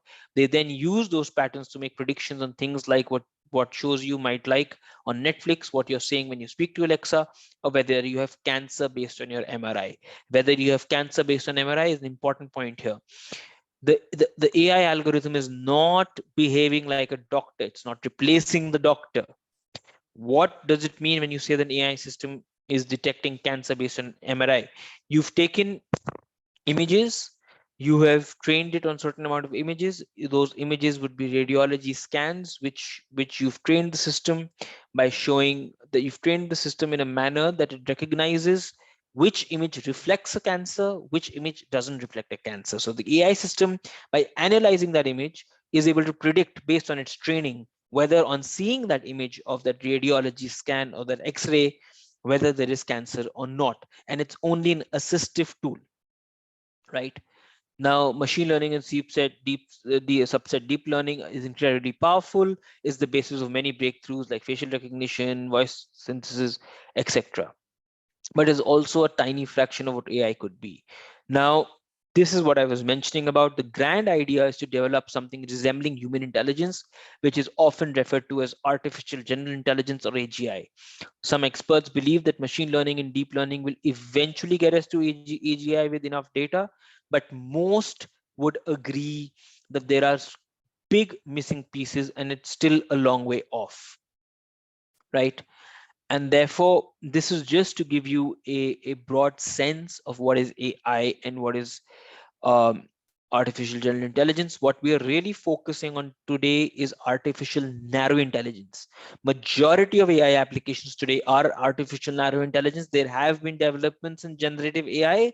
I'll come to what is generative AI in a second, where people think it's artificial general intelligence, but my personal opinion, and for some other listings, my perspective really, and you're more than welcome to challenge it, actually, I could be wrong, is that we're not still at AGI. Of course, there are the ability to detect patterns has improved significantly, but we're not still at artificial general intelligence. But the research goal was that, and that's why we have this term artificial intelligence. This was to give you a context. If one takeaway that you want from your talk so far, if you've missed anything else, is that AI is a pattern recognition tool.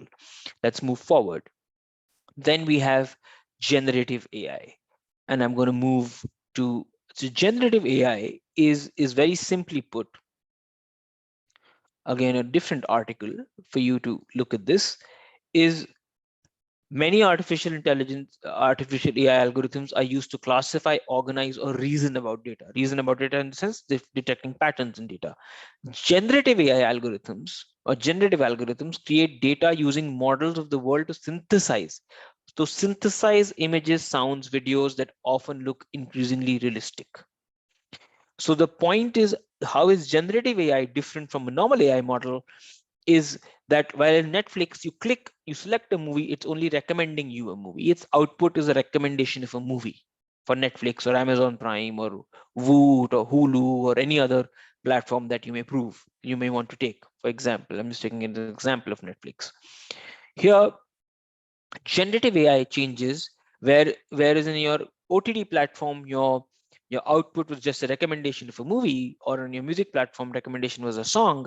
Here, in a generative AI system, your output is really a image or a video or a sound. So your output by itself is a creative element, right? Like when we spoke about copyright being artistic work, your doodle, your photograph could be copyrighted. That's an image. An AI system here as an output is creating an image. You could have ChatGPT.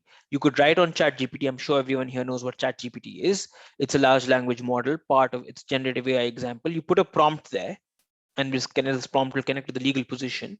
You put a prompt there, which is the input, and it'll synthesize a large amounts of text for you. That text is the output. The text is in the form of an output. You have an output text, and uh, therefore you would have a situation where that text could be copyright protected, could not be copyright protected. The AI system is creating that text. Here's the element of AI and IP that's coming in, at least from the copyright context. So you have output as a text, you could have output as an image, for example. So that's what generative AI does. But now, it's not like generative AI is replacing humans at this stage. Of course, there are challenges, there is creating content, there are apprehensions, it's quite a fair amount of debate around that. But you also have to look at AI as a tool as well. That's one other example of assisting you in your work and sort of upskilling yourself, or using AI in a way that helps you. Because let's take examples of where AI could be used, right? Generative AI can be frequently used in various content creation roles. They're used by movie makers to either fill narrative gaps or sometimes carry much of the storyline. Some news organizations can generate short snippets or even entire stories about events, especially highly structured reports and financial reports. The point of this paragraph really to tell you is that just because your output is creative in nature doesn't mean the human has been replaced completely. Human is very much involved. The human is involved in training the AI system. The human is involved in identifying the data. Human is involved and when the output takes place, it's about how you want to use the output, right? And generative AI, uh, we're not getting into these too many questions, but let's take example here that you're talking about Amazon Web Services is uses it to a tool for turning text into speech. Microsoft GitHub uses Code Assist to help programmers by suggesting snippets of software that might help fill a gap. Just as one line that I'm reading here. Then Amazon also offers Deep Composer, where it can turn a short melody into a complete song. So you have situations of what generative AI can do. The bigger point that I'm trying to drive by giving you these examples really is, and of course on the time that we have, is to give you an idea that yes, there are elements of generative AI that might be challenging normal content creation roles, but you have to look at this also as a balance of how it may assist humans versus the challenge that they may present to humans. But you're not reaching any machines taking over humans anytime soon, at least from my perspective. And while there are challenges, these challenges of technology are not new. I mean, that's by saying that when computers came in, uh, you would have been replaced, right? I mean, humans sort of learn to work with computers, right? So it's a general purpose technology. It can be put to different uses, but what you have, it's pattern, it's detection of patterns in data. Then you have generative AI. Now let's move a little further and let's come closer to law. It's 1:45 already. Now I'm bringing to you a situation about I hope this is visible again. This is now we're looking at revised issues of AI and IP, right? This is a WIPO document, again, publicly available. This document was, this is the, let me show you the title. This was the WIPO conversation on IT and AI that took place in May 2020. That's about 2 years before generative AI. Those technology existed, the research was happening, but generative AI through Chat GPT came out in public consciousness in November 2022. So this is much before that, and we're looking at it in terms of the issues that have been raised, right? And if you look at these issues, they've really identified various issues. So for all the students out there who really want to get into what different intersections of IP and AI might be there, this is a slightly older document, but it still at least identifies for you a certain level of issues that may arise. And I'll come to the copyright context in a bit, but I just want to take you through this for a second. This is a World Intellectual Property Organization document, right? So even if you were to understand AI, look at how AI is articulated here. You have definitions have been used for purpose of discussion. Artificial intelligence is a discipline of computer science that is aimed at developing machines and systems that can carry out tasks considered to require human intelligence. Again, the same research goal, right? With limited or no human intervention. For the purposes of this paper, AI generally equates to narrow AI, which is techniques and applications programmed to perform individual tasks. Machine learning and deep learning, which you've already shown, are two subsets of AI. While the AI field is rapidly evolving, it is not clear. This is the WIPO that is saying this in May 2020. It is not clear when the science will advance to higher levels of general artificial intelligence, which is no longer designed to solve specific problems, but to operate across a wide field of context and tasks.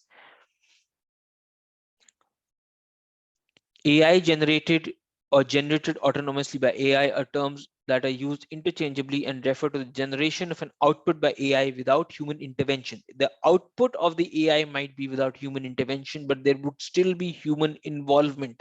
That's an important distinction. Human involvement would be in training the system, selecting the data sets, checking once the output is taken out.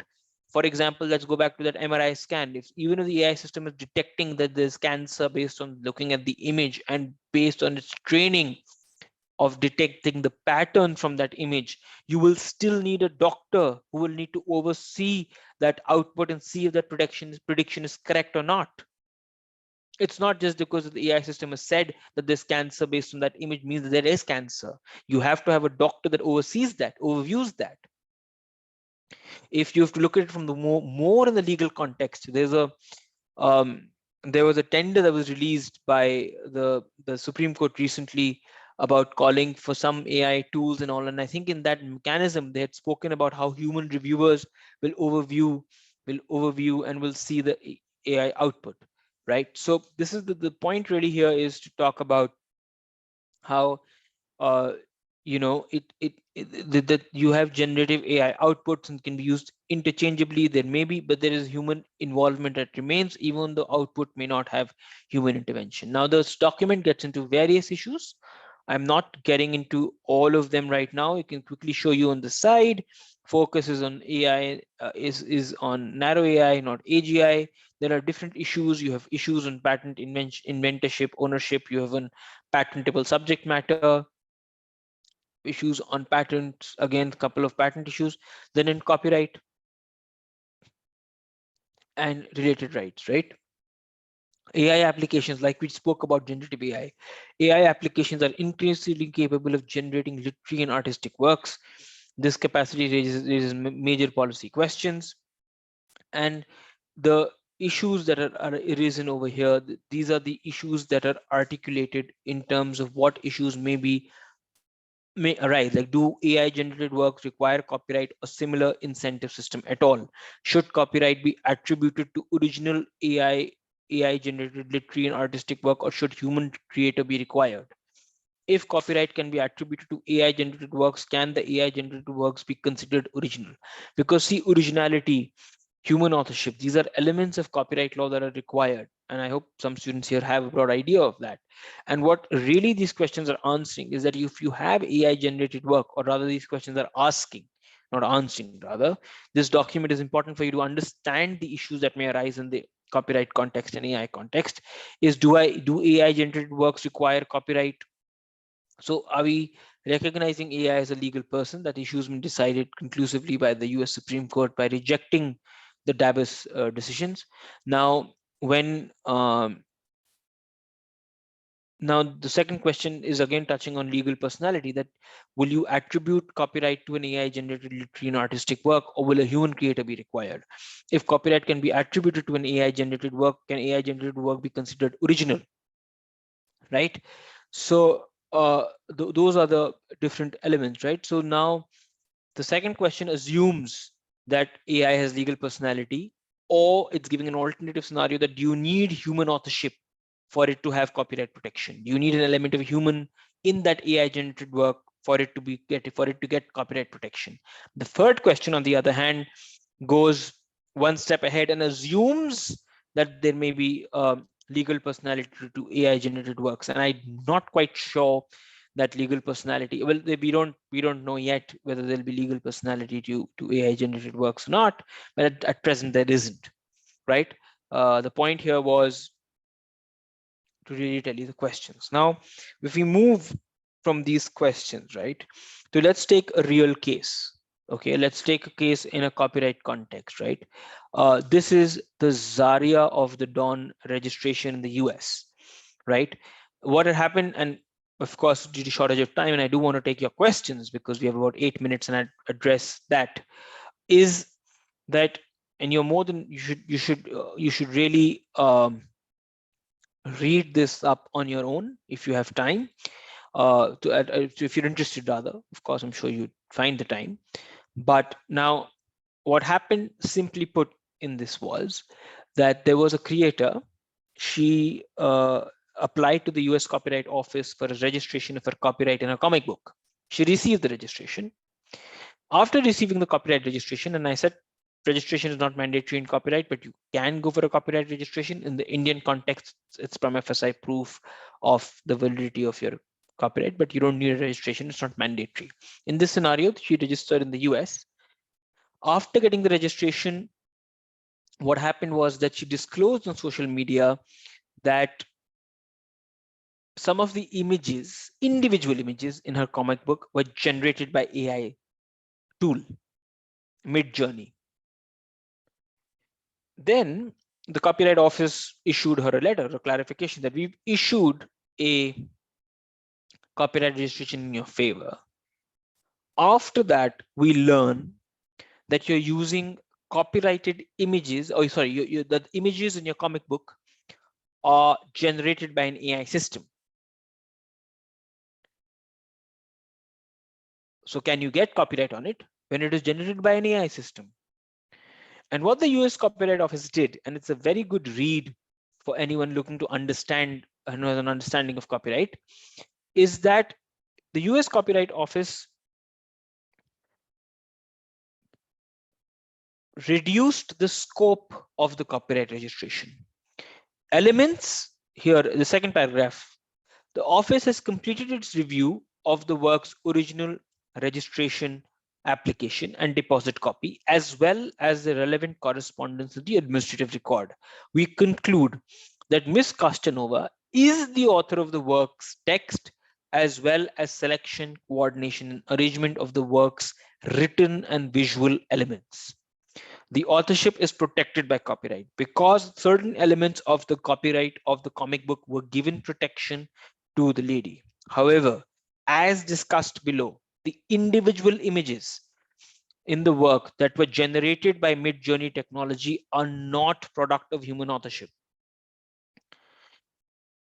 And therefore, because the image generated by Mid-Journey was not a product of human authorship, they canceled the registration to that extent of individual images. Now, here's the nuance, and this is, of course, the crux of it. But the nuance is that when they examined this, they'll be getting legal standards with text. Let's come to the individual images, right? The Copyright Office went into a deep analysis of how the AI generated tool works. This is not a this wasn't a mindless exercise in terms of how this will work, how it will not work. They tried to understand how the tool works. They looked at how they looked at how the tool works. They looked that when you provide a prompt in Mid-Journey, it offers it gives an AI technology capable of generating images in response to text provided by a user. Once you provide that text, I believe it gives through prompts. Users operate Mid-Journey through prompts, which are text commands entered in one of Mid-Journey's channels. Then you give those prompts, and I think in those prompts it generates about 4 different images. Then you can choose a particular image, or you sort of re-give the prompt, and it generates 4 more images. And that's broadly, I think it sort of explains, right? After the user provides, right? So there we go. After a user provides Mid-Journey with a prompt, the technology will generate 4 images in response. The images are provided in the grid, and buttons underneath the grid allow users to request that Mid-Journey provide a higher resolution version of the image to create waves. So you put a prompt, you get 4 images, you say, give me a higher resolution, or you ask it to generate 4 new images. There is the element of control or predictability between what you give a prompt for, or what input you ask, and what image that you may generate. There is a disconnect there, and because of which, right, uh,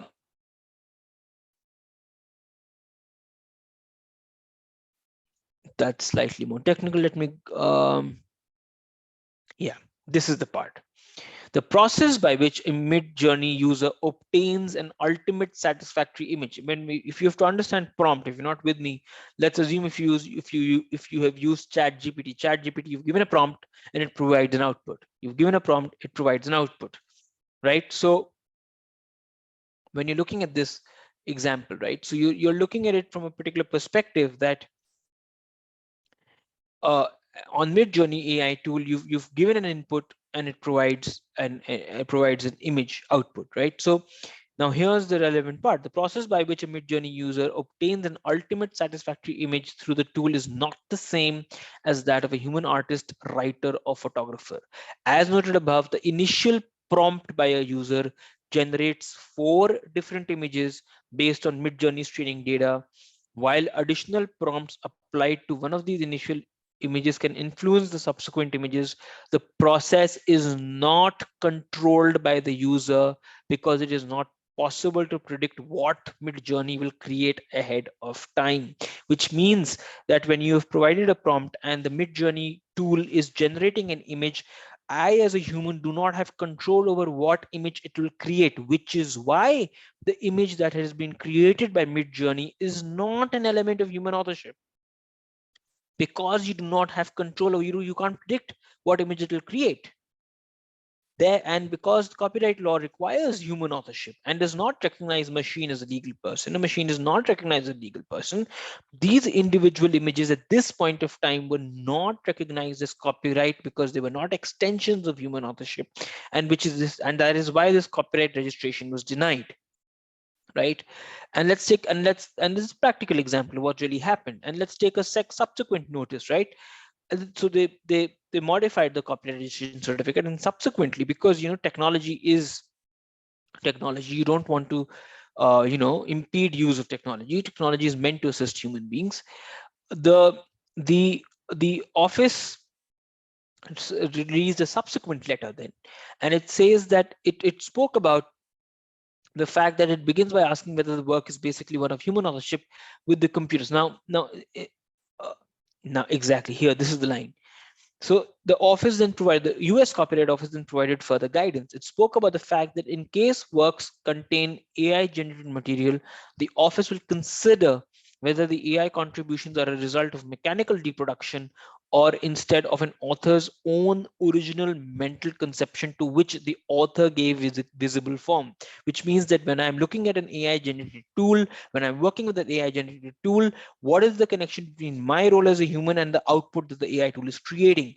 And if the AI output that is being created has an extension of human authorship, if I have if my prompts are designed, if my input to an AI system is designed and I have a significant level of control over the output, then I may get copyright protection over the tool, the AI generated, over the output that the AI generated tool may create. And I'm talking about IP protection here only in the copyright context, right? And therefore the court says, oh sorry, I'm sorry, not the court, but the US Copyright Office says the answer will depend on the circumstances, particularly how the AI tool operates and how it was used to create the final work. This is necessarily a case-by-case inquiry. If a work's traditional elements of authorship were produced by a machine, the work lacks human authorship and the office will not register it. For example, when an AI technology receives solely a prompt from a human and produces complex written, visual, or musical works in response, the traditional elements of authorship are determined and executed by the technology, not the human user. Based on officers' understanding of generative AI technologies currently available, users do not exercise ultimate creative control over how such systems interpret prompts and generate material. Instead, these prompts function more like instructions to a commissioned artist. They identify what the prompter wishes to have depicted, but the machine determines how those instructions are implemented in the output. Hence the lack of control, right? That's why they've made it like that, and they've explained that they're open to it. They've analyzed one tool and they'll keep it as a case-to-case analysis. Now, that's a broad perspective on registration of copyright and AI generated content in terms of a practical standpoint on how the position stays today. One final point that I want to bring in here is that there has, because AI is trained on data, and because data was publicly available and you've trained AI systems on data, this is an issue that is fairly open, not decided by law. But if your data has copyrighted data in it, right? If you've trained an AI system and that data was protected by copyright law, and you trained that the AI system is generating an output, there is a risk of a copyright claim to it. And there are litigations that have been filed in the US around this space. The counter argument to it is that training of an AI system is fair use. It qualifies as fair use. There is no problem. Fair use is a US copyright defense. In India, it's fair dealing. It's a factual determination. There's a risk of a claim, and this issue is yet to be decided. That's the US general position. The EU AI Act is the first law in um, in the world rather on AI, and in its latest iteration, it has spoken about the fact that AI system providers have to disclose whether they have used copyrighted data in their training data to train their AI system. We'll see how that plays out. The law is yet not final yet, but there is a clause to that effect, which is why we're talking this lectures about copyright issues in AI generated content. I think it's important to understand this element, and we'll see really how this plays out. Of course, if you're going to disclose that your training data had copyrighted content and you have to disclose it, and that in the final version of that law, that obligation goes through, then obviously you will have a situation where there may be more claims, because right now the claims that have come in, you've looked at an AI output, you say, hey, that's my style. Like one of the US litigations, the AI output that was generating work as per the style of the artist, and the and therefore the artist like, was it trained on my images? How was it trained on my images? And so therefore the claim was brought, but we don't know who's right, who's wrong yet, because the issue has not been decided by courts. It's a fairly open question now. I think that's about it. I think that's a very broad overview. We have about 25 minutes or 20 minutes. Happy to address the questions, please. Over to the moderators, please. Ms. Thank you so much, sir, for your valuable session. Now I would like to invite all the participants to ask their questions from sir. So we already have one question which says, do you think the government and policy makers should work with copyright societies, etc., to handle such AI generated content, like law implications on such cases under the copyright law as a section and under various other IPRs to controlling the AI usage? So yes, I mean, now let me first make one important clarification what that question is touching upon. In the Indian context, uh, we have a certain level of guidance. I think it's important for the students to understand that. First important point when looking at AI law and AI regulation, it's a flat world. These are my views. I know this is being recorded. These are my personal perspectives. It's a flat view. So everyone is in a similar situation. EU is perhaps the only jurisdiction that has articulated obligations on this. Now, in that context, it's important for people to see, for the students to read material that is already existing in the public domain. Wait, hold on, this is the question tab I'm trying to put in the chat, right? You have I'm just going to put that in the chat. You have the National Strategy of AI of June 2018. You have responsible, oh no, sorry, this has to go to everyone. Hold on, let me put it like this. So you have the National Strategy of AI of June 2018. You have the Responsible AI Principles of 2021, part 1 and part 2. And so there is material that's been published in the Indian context of how the government is looking at AI. I think yes. It'll be good for government and policymakers to engage um, with all of these things to understand AI. But before regulating it, we need to understand how there is what concerns do copyright societies is a good way of going, maybe a good way of going about it, because copyright societies will represent various different artists. You would represent singers, you would represent performers, and you could have the individual concerns represented in one forum, and then you'll have the concerns in one place. Then you need an understanding of the technology, you need an understanding of what the current law offers, and then sort of move around it. The key here is to balance innovation, IP protection, and AI promotion as well. These are not easy answers to solve. One should not, so one, it really requires, what the first question really is assisting, which is asked by Shrishti, is that you have to really understand different elements: human concerns and technology, protecting innovation, allowing investment, and sort of a balanced approach to all of this. But yes, uh, working with copyright societies, assuming copyright societies are also functioning in the proper way, could give a good uh, would provide a good perspective of where the stakeholders of copyright societies are coming from when they're looking at AI in copyright context. That's the answer to the first question. I hope that sort of addressed some bits of what they're trying to ask. Even for the other laws also, right? Because the government is reviewing IPR laws, you have to, one thing about laws one must understand is one must also utilize existing laws as they are, and existing regimes as they are to the fullest extent. One can also talk about change in law, but it's also important to understand that law as it stands today also provides certain level of protection. So we must also use that and simultaneously do broader consultations on how the law may change, if it has to change, in light of a technological development. And our understanding of a technology while we are framing laws has to be very clear, which is why I keep coming back to the EU, where they've made that attempt.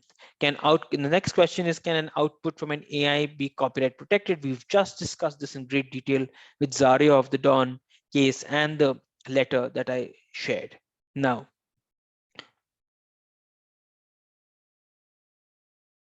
okay, so brain chip and Neuralink is a different ball game altogether. What you're talking about there, Anushka, is that those I believe are BCIs, brain computer interfaces, or something like that.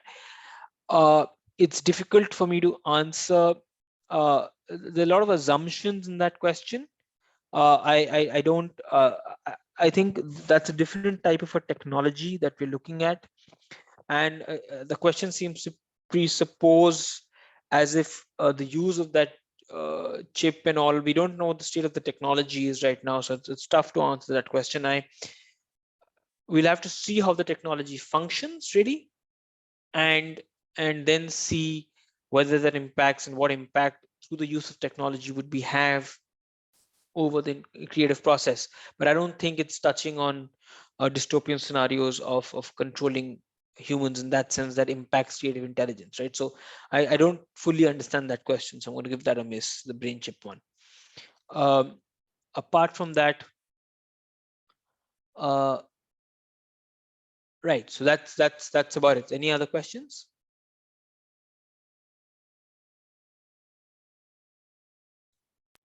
So we have two more questions, which says whether any provision already there in Indian Copyright Act regarding AI or not.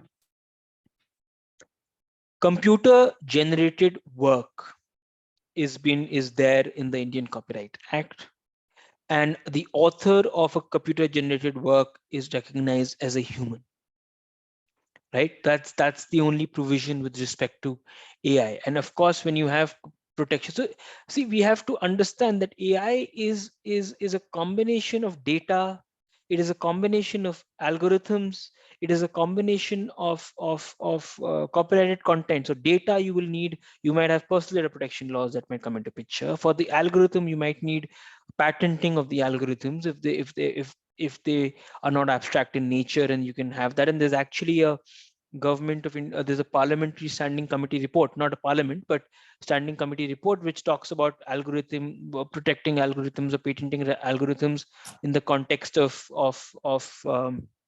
in the very similar to America, right?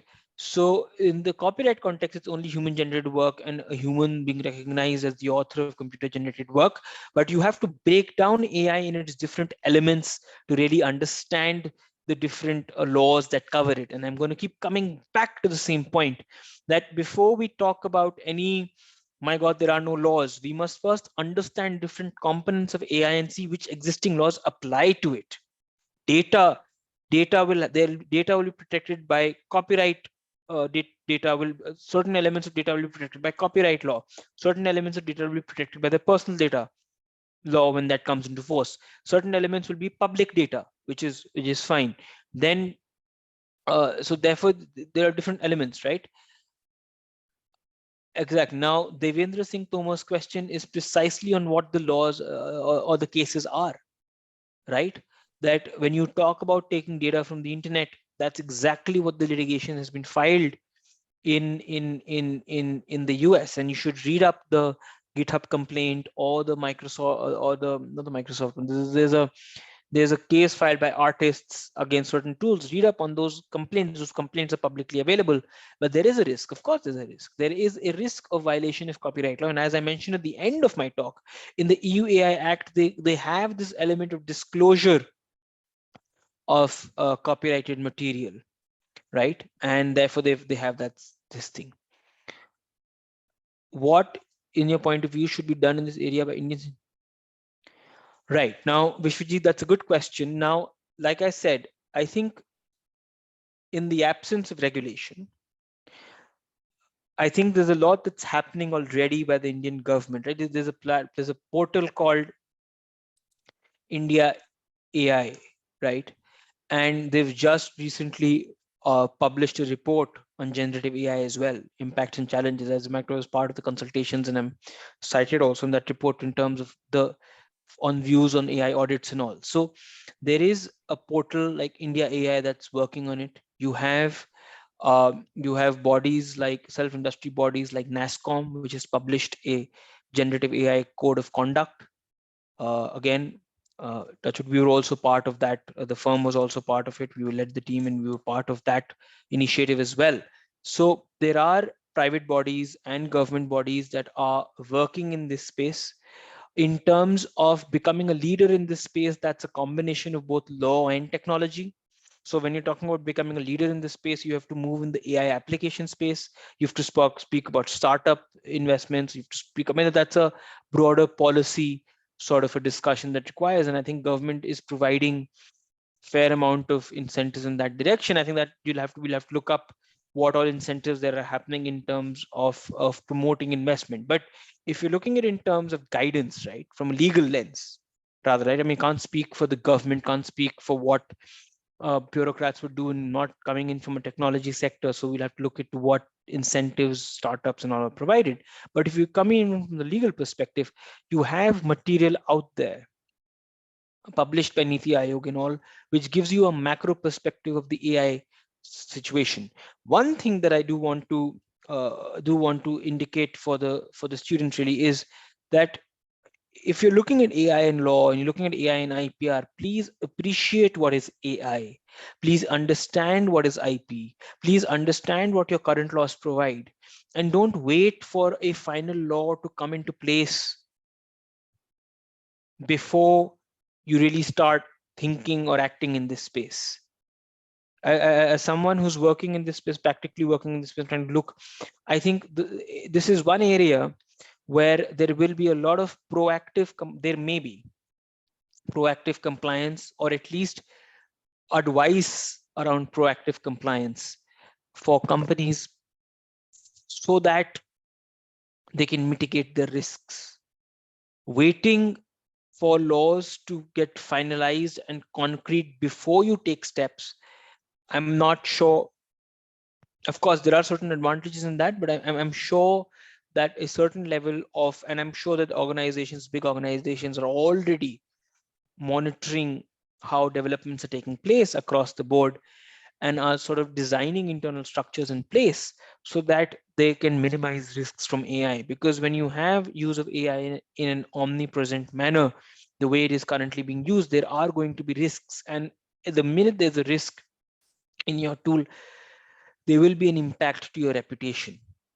And I don't think that organizations are going to take that risk, whether it be big organizations, or the smaller organizations, they will have to have the bandwidth and resources to take care of that. But any organization doing business would obviously, from a very practical standpoint, definitely think of mechanisms to mitigate risks and guardrails, which is where that NASSCOM generative AI conduct comes into place, or the India AI generative AI report comes into place. So, you have those elements. So that'll be the great that'll be. I mean, the point I'm trying to say is that waiting for final laws may not just be the only approach. That's one, and so therefore one must really keep track of how the changes are taking place. And two, I think the conversation is global, but you must track changes across the globe just to get a better sense of the picture. All right. Thank you so much, sir, for your valuable inputs. We have another question which says AI laws will change other laws as well, be it IPC, cyber law, etc. Will it be soon to regulate AI, or it can be regulated? Could you please share your views on it? See, AI is a general purpose technology. It's like electricity, right? Electricity came into picture, a steam engine came into picture. It gave to a lot of inventions across fields. So it's very difficult to have AI will have an impact across different areas of law. Again, the point being that you have to break down that question and understand what use case of AI are you talking about. Are we talking about AI in the context of criminal context? If you're talking about facial recognition tools to identify criminals, then we're talking about something in the IPC. If you're talking about use of AI in on a social media platform, then we have a different set of laws that are coming in the picture. If you're talking about AI in the creative context that we've spoken about, then you have IP laws in the picture. So I feel that laws may require change, maybe not, but we really need to. This is very difficult to answer in the abstract. Let's conclude it like this. We cannot come to a conclusion right now that the current laws are incompatible.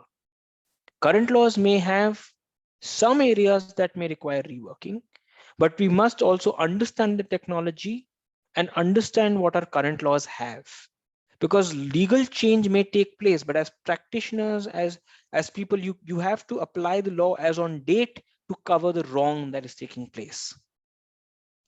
If you feel that there is the current wrong that is taking place is not covered by current law, if there's a wrong that is taking place that is not covered by current law, then you would, that requires broader consultation, that requires a very broad consultation. For example, the Digital India Act consultation perhaps that the government has begun, right?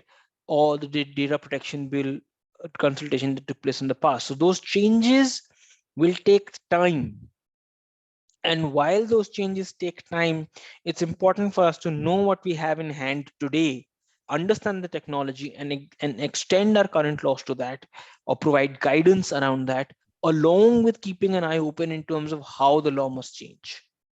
Very difficult to answer these things in abstract. I hope that sort of answered it. And one more clarification, because this line about top country, only one jurisdiction has a pure law on AI that's also in draft form, which is the EU AI Act, which is only 27 countries in the globe. Other countries only have soft law frameworks, which are voluntary compliances. So we don't, so and you also have to look at AI development as well. So I think law is going to be there. We have to have a very holistic overall perspective, balancing various interests to look at it. All right. I hope that answered the question. It was a very abstract answer, I guess. I mean, this is as tough as trying to figure out how to give a good one. Yeah. So the next question says, it's an interesting one, which says books of various authors available on Telegram in PDF form. Will it come under Copyright Act? Yes. I mean, why would you not take, you should take action for that, right? If your book is being circulated on a Telegram channel and you've not given any authority, then that one should, you should move with the appropriate legal action. Why not? That would come in the existing law, right? I mean, if my copyrighted, like the Napster era, right? Like if you had music being distributed peer-to-peer network in early 2000s, which led to copyright infringement suits, then that set the law, right? Same way, if your material is being circulated on Telegram channel or different channels, then you will obviously you should take legal action for it, right? So yeah, I mean, the short answer is yes. We need to see what the facts are, how it's being distributed, if there's authority, if the person who's bringing a claim has not already consented in through some terms and conditions for that to be, I mean, the person may not have uploaded it before in a way that they granted a license to a third party to reproduce it. We'll have to look at examine the facts. But if it's an unauthorized distribution, and we're sure that's unauthorized and no authority has been given, which have to require a closer examination, then at the very first blush, it seems like a legal claim could be there, but you'll have to go deeper into the facts. So in practice, it's not only about the law. The law only provides you broad contours of what has to happen, what may happen. We need to get into, we have to get into the specific costs, right? We have to get into specific facts, right? And it's not just simple circulation. So again, these are very abstract questions. Like I see a question on circulated free of cost. If I am a copyright owner and I am a copyright author and I have distributed and disseminated my information on social media for free, if I've done it, how will then I can bring my own action against how can I bring an action against my own step? Right? So there has to be, it has to be seen in who's bringing the action, why are they bringing the action, is what is happening on social media right or wrong, and is it happening without consent, without authority? If it's happening without authority, then there's an angle, because the copyright law is talking about unauthorized reproduction, distribution, and dissemination, right? So the lack of authority, lack of consent element in the circulation has to be present. So and then and there are different elements. It's very, if it is done without authority, there may be an action, but you have to go into, you have to really get into all kinds of things, what is happening and how it's happening. Can't be again answered in abstract. It's very difficult to do that. I mean, see, one thing law students must understand, and because based on the nature of questions that are coming in, we spoke about AI law and not waiting for the law to understand. As a practitioner of facts are as important as the law. Just learning the law is one element, but when you come into practice, you really need to understand the facts and what is happening there, because your how it may play out and how what the end result we may reach will change based on the facts of the case. Definitely, in some scenario, it may the one little fact may tweak it to change the legal outcome. So that's very important. So let's not walk away from this section by saying that, you know what, uh, it'll happen, and just that one can take action, one cannot take action. The against whom will depend, right? We'll have to see that. We'll have to see in the facts of it being circulated on Telegram, who can you take action against, whether you can, which group is circulating it and all. It's very difficult to answer these questions randomly. I'm sorry, I'm going to keep coming back to the same point, that one cannot provide legal advice in vacuum. Legal advice for any action has to happen with little bit more detail. This will require a fair amount of facts to understand. So if there is someone, whoever's posting these questions, there are people, they know that something is being circulated. If they have not given authority, if there is an unauthorized way of doing it, then we need to dig deeper and understand those questions. It can't happen in abstract like this.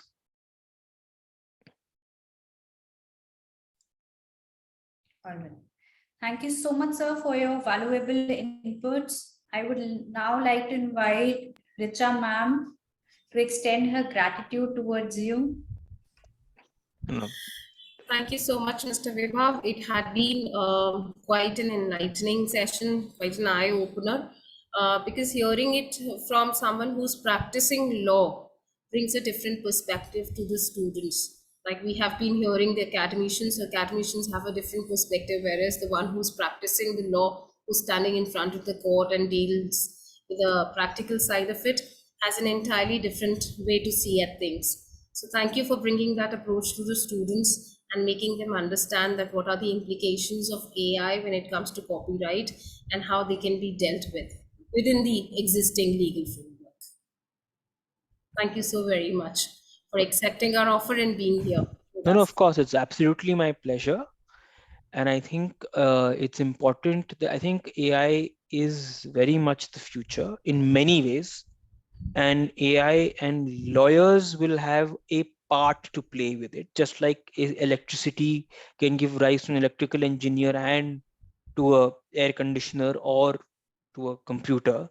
There are various ways in which this field will go in. So I think it's very important for the students from a takeaway to really be clear about whether they understand AI or not, two, which use case of AI are they looking to really develop their interest in.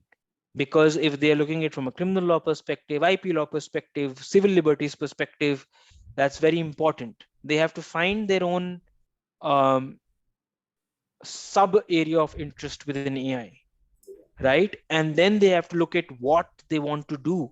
Do they want to be academics? Do they want to move into policy by taking a position and doing advocacy? Do they want to come into practice?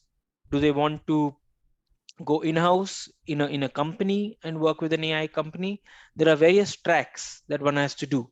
It's not, you cannot crack AI by just talking AI in general. We have to have context. We have to have its application. That's really the final thoughts, and that really goes back to all the questions that are being asked. That you have to know your facts. You have to know. Is very difficult to answer everything in abstract. Yes, from a legal position, yes, ideally, yes, an action can be taken. Yes, one can sue. Yes, if you look at law, but a law will never be seen in the absence of facts.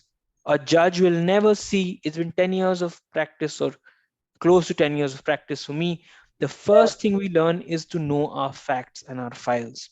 There is no way. At times, you end up doing more of knowing your facts of your files than actually knowing the law. The law, you will, I mean, of course, you know the law, but the law, what element of law will apply will keep changing depending on the facts. And every day you will have a different proposition to tackle. So that's like really the last final thoughts. Thank you, Richa. Thank you, Ms. Gandhi. I appreciate it. I'm glad students found this useful.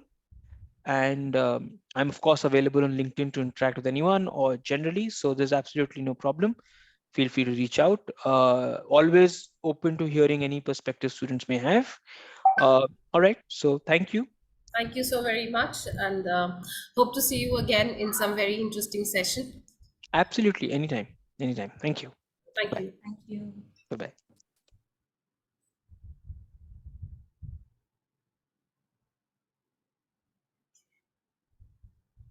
Our next speaker of the day is very much here. Hello, Prabdeep ma'am. Ma'am, good afternoon. Thank you so much for giving this opportunity to deliver a lecture on AI vis-a-vis or vis-a-vis intellectual property rights. And yes, I think you have my presentation. Yes, So, Yes, ma'am, it is with me. okay. So I'll first introduce you to our participants. So Ms. Prabdeep Kaur, an assistant professor law at Amity Law School, Noida. We are delighted to introduce Ms. Prabdeep Kaur, an esteemed member of our faculty at Amity Law School, Noida.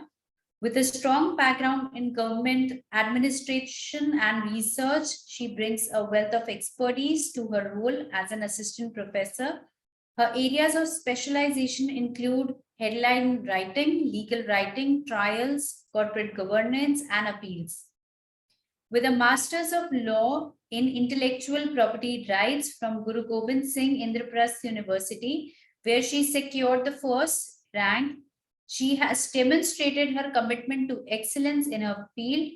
Prior to joining our institution, she served as the Deputy Director, IPR Legal and Policy at India Cellular and Electronics Association.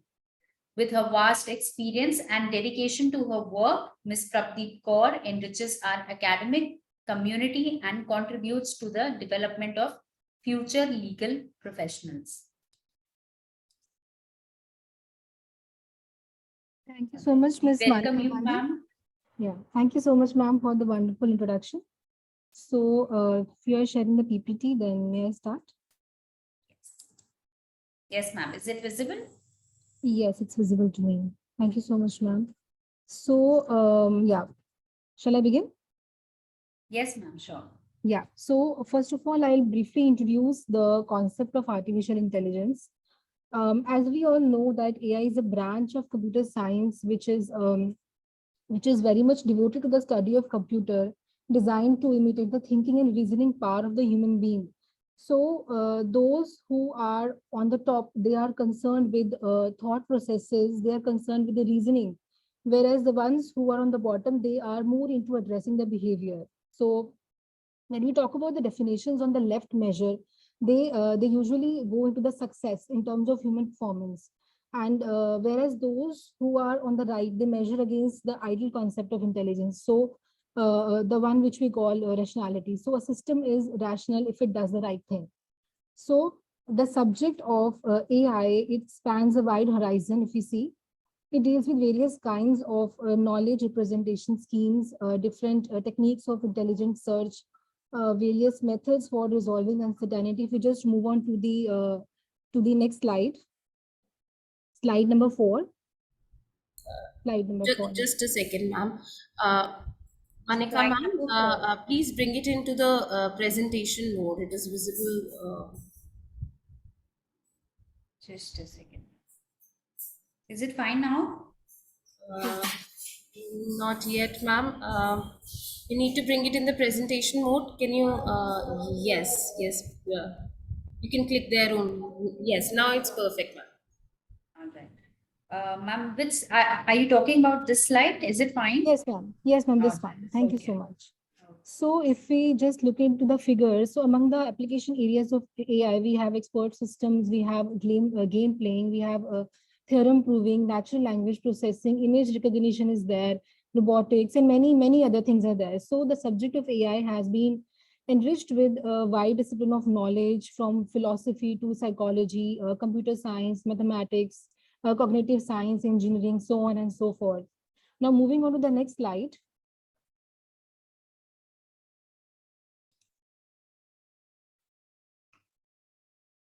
please just move on to the next slide. Just a second, ma'am. Is it okay? Yes, ma'am. So, in order to understand what is copyright, there is no definition which is given under the Copyright Act. It's just section 14 of the Act which says, for the purposes of the Act, copyright means exclusive right which is subject to the provisions of this Act to do or authorize the doing of any of the following acts. So, the definition of copyright is not at all defined anywhere, but the definition, the terminology which is mentioned under section 14 itself suggests that copyright is not a singular term, but it refers to the bundle of rights. And moreover, there is no requirement of registration. But when we talk about the term of protection, lifetime plus 50 years is given under the burn. And under the Indian Copyright Act, it's lifetime plus 60 years of protection is provided. If we move on to the next slide, we'll just see there are various objectives of Copyright Act. One of the most important is to balance the interest of public and as well as the private interest. So by providing limited duration of protection under the Copyright Act and under the doctrine of fair use of fair dealing and non-voluntary licenses, balance objective is achieved. So moving on to the next slide, there are certain prerequisites of copyright that I am discussing in brief. So copyright, one of the main objective is to make sure that there is originality of expression and not the ideas. So copyright only protects the expression and not the ideas which are protected. So, and moreover, there is a subject matter of copyright, which is divided into primary and secondary works. So only the literary, dramatic, musical, artistic works, cinematographic films and sound recordings are protected under the Copyright Act. Moreover, these have to be fixed in one or the other form. So if you just move on to the other slide, we'll see the concept of originality is not defined anywhere, although it is prefixed to literary, dramatic, musical, artistic works. So it is not prefixed to cinematographic films and sound recordings, which is why they are known as derivative works. So there has been no straightjacket formula as to what is original. It has to be new or novel. It should be something which is not copied from the another work. One which is the combination of skill, labor, art, the one which originates from the author, depending on the kind of work, depending on the intent of judiciary and the medium of work. So moving on to the next slide, the AI issues which are present in the copyright. So I've discussed 4 issues. First is the issue of originality. Second is the moral rights. Third is the liability. And fourthly, the term of protection. So moving on to the next slide, the first and the foremost, the most important issue is the originality and AI. So as we know that current IP laws are not well suited to deal with the issue of ownership of potential intangible assets, which are autonomously created by AI technology. So although there are a number of solutions which are possible, the sensible and the pragmatic approach here is to sit with the person who has commissioned the assets. Now, the implications of the suggested ownership solution, it has to be carefully thought through, because it is something which is inextricably linked with the question as to who is accountable when a fully autonomous AI is causing accidents. So according to section 13 of the Copyright Act, in order to claim ownership over the work which is literary, musical or dramatic work created by the AI, the originality in work is an essential component which could be detected by originality tests. So AI here can explore data or information which is accessible to the public domain or copyright, or any other person can also investigate the work upon that information, but only to that extent where the software program permits. So originality under IP regulation signifies that the work has to originate from the author, it has to start from the creator, and it should be something which is not duplicate of the another work. That's how original works are protected under the copyright.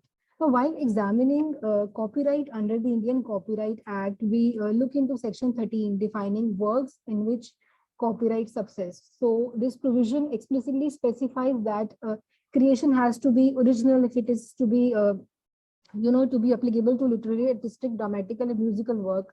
So, however, given the word original work is not defined, so courts typically view various parameters to find out whether a particular work is original or not. Firstly, whether the expression and the idea are inherently linked or not, also known as the doctrine of merger. Secondly, whether the author has applied expertise and effort, also known as the doctrine of sweat of the brow. Thirdly, whether the least possible level of imagination is present in the work, known as a modicum of creativity. And lastly, whether the resultant work is the one which is a product of only work and skill, and the author's judgment and skills are involved or not, commonly known as a skill and judgment test. So in order to assert copyright ownership or authorship by the AI, the work developed must be original. It has to be suitable for the testing of originality, whether it is the work of literature, whether it is the work of dramatics, art, or music, so on and so forth. So, however, it remains highly debatable whether AI can create original work so that it can qualify as a compilation also, because the Copyright Act of 1957 recognizes compilations of literary work and the work created by AI, because it relies on the knowledge which is already existing, and visibility of the programming is there, and therefore it may also qualify to be copyright protected. So alternate claims are there which could state that such work is merely a compilation without any kind of skill, judgment, or labor. Moving on to the concept of authorship and ownership. So any literary or artistic work which is original and which is creative, that is the one which is not copied from anywhere by the owner, is protected under the Copyright Act. Now, the Act is not providing protection to AI without human intervention, that we all know, specifically from infringement. Instead, the Act provides protection to humans and AI generated work with human intervention from the infringement. So AI applications there are increasingly capable of generating literary and artistic works. So this capacity raises major policy questions for the copyright system, which has always been intimately associated with the human creative spirit, and with respect and reward for, and also the encouragement of the expression of human creativity. The policy positions we see adopted in relation to the attribution of copyright to the AI generated works, it usually goes to the heart for the social purpose for which the copyright system exists. So if AI generated works, they have to be excluded from eligibility for copyright protection. The copyright system would be seen as an instrument for encouraging and favoring the dignity of human creativity, specifically over the machine creativity. So if copyright protection were accorded to AI generated works, the copyright system here would tend to be seen as an instrument favoring the availability for the consumer of the largest number of creative works, and obviously of placing an equal value on human and machine creativity. The term author, if we see under section 2D of the Act, means in case of literary dramatic work, it's the author always. In case of the musical work, it is the composer. And in case of artistic work, other than a photograph, it's the artist. And in case of a photograph, it is the person who takes the photograph. In case of cinematographic films or sound recordings, it is the producer. And any literary, dramatic, musical, or artistic work which is computer generated, the person who causes the work to be created is the author as per the law. So section 14 also provides certain rights to the owner for of the copyright system for economic exploitation. And the scope and ambit of the term author is determined in case of Vipender Kashyap, where CBSE said that they are the author of said question paper and they should be entitled to get the copyright protection for it. The court very specifically mentioned that unless they can prove that they hire a natural person for doing compilation, only in such a case the court will not allow the copyright protection for the CBSE. So earlier computer generated work are mainly dependent on, and they are created by the programmer. But if we see with the passage of time, technological advancement has increased results in the development of AI, which has led to AI to create the work without any form of human input possible. So in the practice and procedure manual also, it is well settled. This manual is issued by the Copyright Office in 2018, sorry. So it clearly states that the copyright, only the natural person details must be provided as the author of the work. So only natural legal entity is protected, is given protection under the present copyright regime. So moving on to the classification of AI generated works, they are classified into two broad categories. The first category is when the work is created from AI after giving an input. So in such a case, command is given by the human or the programmer, and output is received out of it with the help of their creative and innovative ideas. So the ownership and authorship in such a case could be ascribed to the human who has given innovative inputs to the AI. But in case if work is generated by AI without any form of human interference, when input is not given by the human to the work generated by AI, then ownership as well as the authorship in such a case will be given to the developer of the program who is creating the AI. So it means the person who holds the copyright over the AI software is a person who is a developer of the program.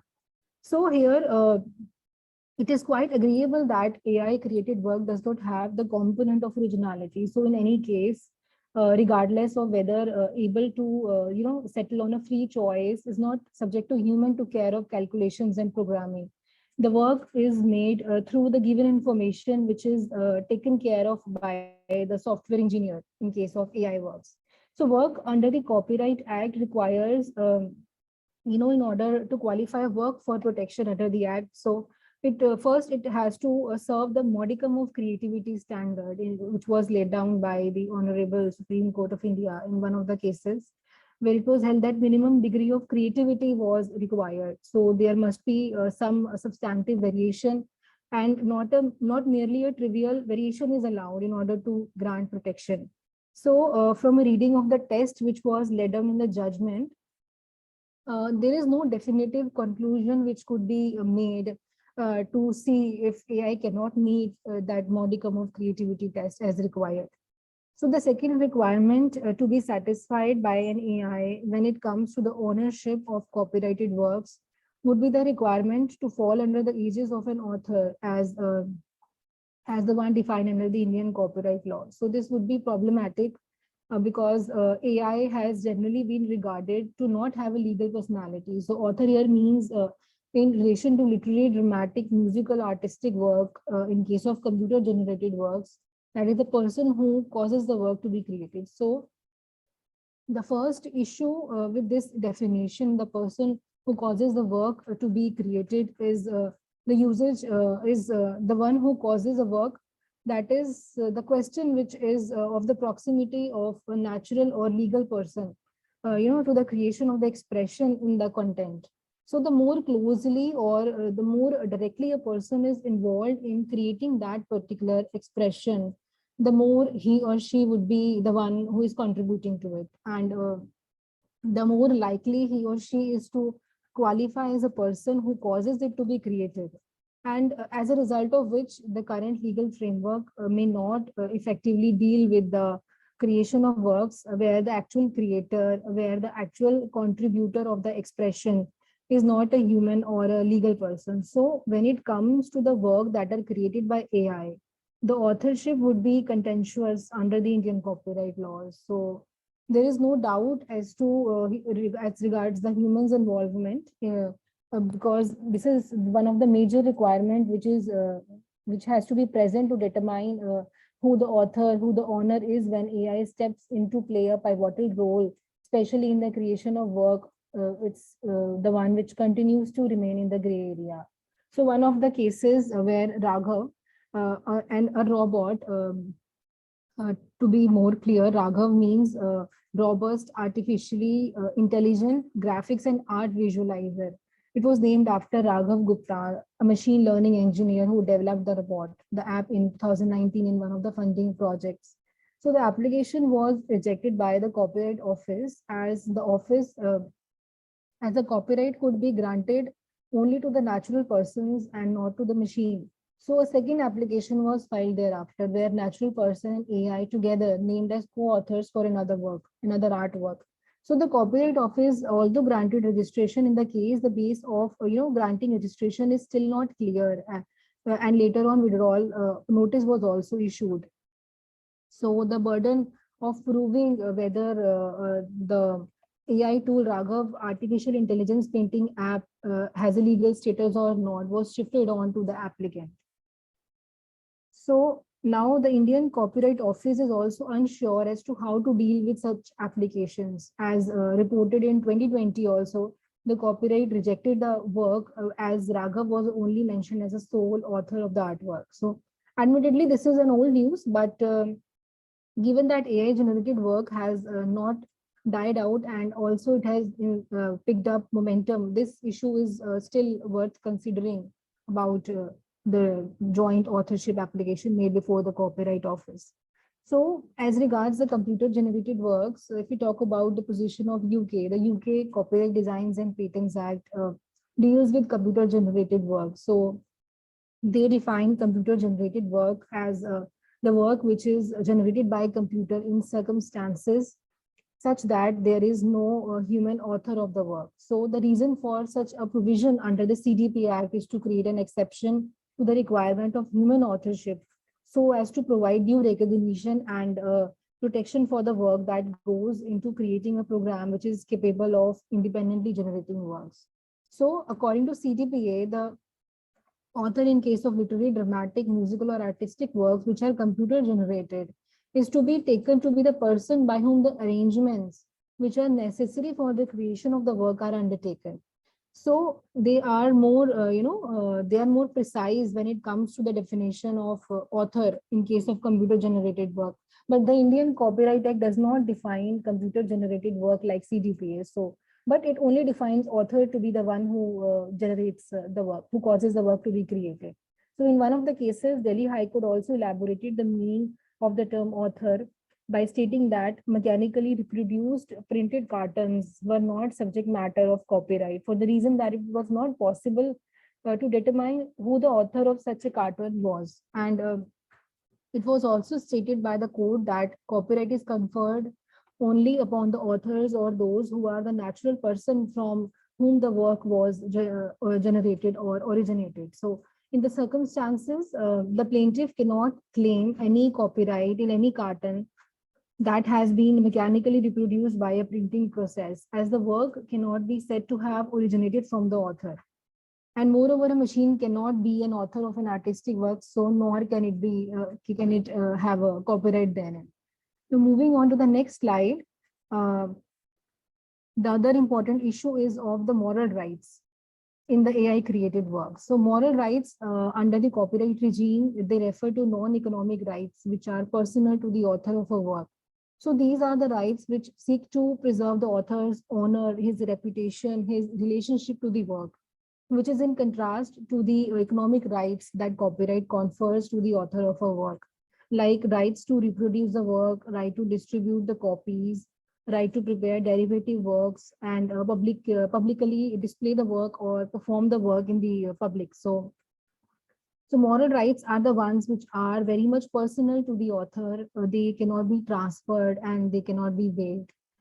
So in such a case, the author retains these rights even if he no longer has copyright protection. So which would mean that an author can sue for infringement of his moral rights even if he cannot sue for copyright infringement.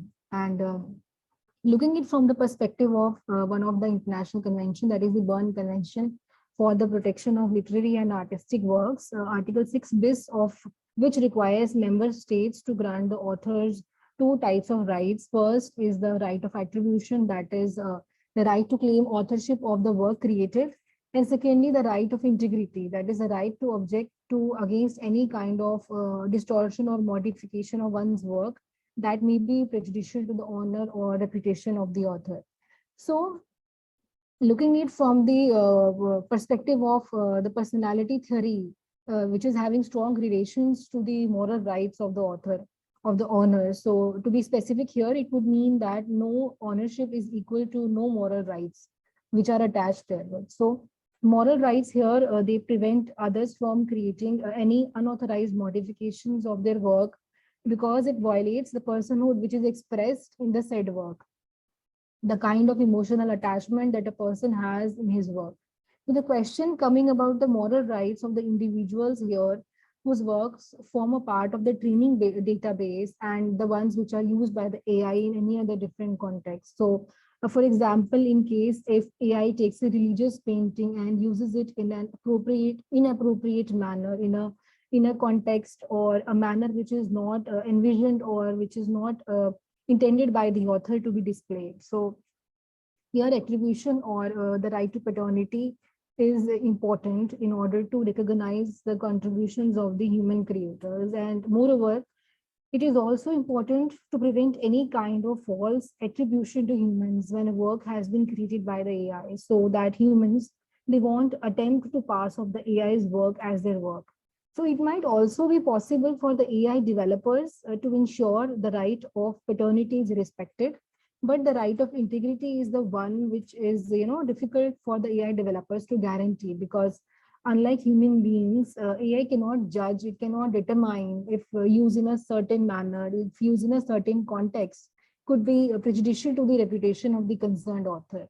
So here it would be very much possible to understand the attribution right, that is a positive right to have one's name associated with one's work, as as the one which is encompassing a corollary right, we can say corollary negative right, not to have one's name associated with the works which are recreated. So additionally, the completion of an unfinished work also could be viewed as a modification in violation of the integrity right. And here, perhaps authors have a moral right to choose when and also in what manner to complete a work. So, or even they can also decide whether a work is finished or not. Perhaps the author possesses a moral rights to decide whether to cover up a work without being questioned also, which is not present in case of the work created by AI. So here the determination by courts in respect of the right of integrity will certainly depend upon the facts of the case, and it would also depend on the interpretation of other act in relation to the said work. So here it is important for the author of a work has to be recognized not only in order to fulfill the objective of the grant of copyright protection, that is to encourage the creation of works, but also to ensure that the works included in a training database, they are appropriately licensed. So the statutory provision under the Indian copyright regime is sections 57 of the Indian Copyright Act, which defines moral rights, incorporating the right to paternity and the right to integrity. And in this way, when an AI is perceived as the creator of the work, AI will most likely to be, unable to find out any demonstration which has impacted the owner of the work. And moral rights having a great amount of human sentiments attached to it, the sentiments which are appended to the work, privileges may not be appropriate for the implementation by the AI. So the ownership issues need to be decided before we, before we attribute to moral rights, and it has to be deduced here whether AI utilized human instructions or the human utilized the AI to construct a particular work. And if we see the example of Naruto case also, where the camera belonging to David's letter also was used by the monkey to click a photograph. It was clicked accidentally, so this case could be construed in two different ways. The first would be, consider that the monkey is the author of the copyrighted work because it clicked the picture. So the theory of personhood is applied here. The said work will fall into public domain because monkey is a non-legal entity. And if we see from the other hand, the ownership can be attributed to David's letter since the equipment was his. And so the effort to develop, the effort to photograph processing lies with him. So the same argument would also be applicable in case of AI, with the only difference that AI takes the place of the monkey. The simple consequence of which is that the content is not copyrightable unless and until a human intervention is there, unless the human intervention is found to have contributed to the creative input. Now, moving on to the next slide, the liability for copyright infringement. So the artificial intelligence is subject to its programming to produce an outcome. So that's the reason why AI is not equipped for generating an original work. So making AI as a separate legal entity may prompt to copyright infringement to those who are providing the said data, who are providing the said information in the public domain. So the Honorable Court has also held in one of the cases that to guarantee copyright in a compilation, the creator should provide the material with the exercise of his skill and judgment. And Here, the subordinate work which is created by the creator should have a few recognizable highlights or as well as the flavors. So another important issue would be the liability as to who will be held liable for any infringement which is caused. So as per the chat GPT's terms of use, we see the liability would fall upon the user if the output infringes upon any copyrighted material, but this may not be enforceable in India at the present, as we do not have specific laws dealing with AI. Moreover, the output which is generated by AI is not copyrightable under the law. So, and moreover, apart from ChatGPT, Copilot also places a burden of license compliance on the user, mentioning quotes, you are responsible for ensuring the security and quality of your code. We recommend you take the same precautions when using code generated by GitHub Copilot that you would when using any code you did not write yourself. So here, Stability AI also does the same. So there are certain requirements, obligations which could be imposed on the developers in order to make sure that AI develops in a manner that takes into account the exclusive rights of the human creators as the ones who form part of the training data set. And the users of the AI should also be required to ensure that their input is not contrary to the relevant laws. So the copyright liability of the programmer or the company owning the AI here, the employer, that is the programmer or the company, it has to be held responsible to some or the extent for the acts of infringement which are caused by the employee. I'm looking at the principle of respondent superior also, that holds an employer responsible for all the acts which are done by the employee if the same were done within the course of its employment.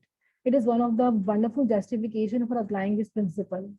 So the basis for this liability is also the fact that the employer controls how and what is to be produced by AI. And in case of any undesired results which are forming part, which are expected to be there, which are not expected, then it will be the one responsible for modifying the program accordingly. So needless to mention here, it is the employer who is getting benefits from the AI, both economically and otherwise also in terms of saving time and effort in performing a particular task. So while the employer is the owner of all the rights which are there inherent in a work produced by AI, it would seem quite reasonable to also hold him liable in case of an infringement which is happening there. So talking about the copyright liability of end users, the liability of a programmer or a company which is investing in the AI cannot be endless. So specifically when they lose control over the AI with the benefits from AI, which is spreading in all the directions and the relative ease that they have provided to complete the task. So AI often also becomes a consumer product which are sold in the market. So it has taken the shape of a consumer which is being used by them in order to fulfill their individual pursuits. So in that case, the ownership and the consequent liability in such a case of infringement will shift from the creator to the controller. Controller is the end user, that is the consumer, who is using AI to attain his ends. So a classic example would be one of the OP composer, which was developed by a company called Hexachords that assists musicians, orchestrators, composers to create musical themes and music mockups also, which is usually based on the information which are fed into by the end user. So it is the first AI for the music creation, and output here is completely based on the teaching and the training, which is being offered by one person using it to compose a music. So here the output infringes the copyright in any work. It is the end user who has to be held responsible and not the company which although has created it, but it has lost its subsequent control over the AI. So such a company can also not secondarily be held liable. So there are two types of infringement, primary and secondary. So here the company will not even be held secondarily liable for infringing acts of its consumers, even if the consumer is able to establish that majority of the consumers have been using the product for non-infringing purposes. And moreover, that AI has substantial lawful uses as well. So the companies in such a case may only provide the underlying code, which is then used by the consumers as per their needs. So here it is virtually impossible for the companies providing such codes to keep a record of how their AI product is being used by the consumers, or would the consumers who are wanting the companies to spy on the on the use that they are putting to AI product into. And here lastly, the consumers, the companies which are providing the AI product to the consumers, they are so far removed from the creative, so they should not be the ones who are held responsible for any kind of infringing acts of their consumers. So as AI here is using the information or the data present in the public domain, which is in a way or other copyright of someone, so in case of any infringement is being done by the side of AI, then putting the liability will be extremely challenging. Hence, ownership is not granted to the AI at present. Moving on to the next slide and dealing with the term of protection. So protection duration is another perplexed question, which will be, about the term of AI generated work. So AI does not die like a human being, we all know. So one may here, we may argue that the term may be counted from the date of publication for a period of 50 or 60 years, which is highly dependable on the laws of the country. So conferring copyright protection on AI with respect to AI works, they are disputed on the ground usually that a human being is mortal and experiences fatigue while working. So a human author creates limited works in his or lifetime in which a copyright subsists already. And the copyright is justified as his efforts are the ones to be rewarded. So on the contrary, if we see AI is immortal, it does not experience any kind of fatigue, and it can also produce any number of works, and conferring copyright protection on the AI generated works here is highly equivocal and disputable. So the experts are also here not in favor of giving copyright protection to the AI generated works. And it is more often argued that if same model and same inputs are given, the AI will produce output that will always be the same every time. So it is hard to say that it is unique and creative. Moreover, it will be difficult for the AI to negotiate the royalties with others and also to enforce the rights which are available to the author under the present copyright regime in India as well as other countries. So making AI as an author of the work is not an easy task, as it is likely to create more difficulties than to resolve them. So another important view here, which emerges from the discussion, is that there should be no authorship in AI generated works, and the work so created should fall into the public domain. So there are several justifications here for putting the AI generated work into the public domain. So one of the reasons here would be while producing the AI work, no cost is incurred by it. So therefore, it is quite logical to make the AI generated work accessible to the public for free. So secondly, AI is also capable of creating any number of iterations of work which are created by it for no extra costs or no extra resources. So last but not the least, one of the objectives of the copyright law, which is to provide an incentive to the author of the work in terms of providing economic rights and moral rights to motivate him to produce more works for the advancement of the society.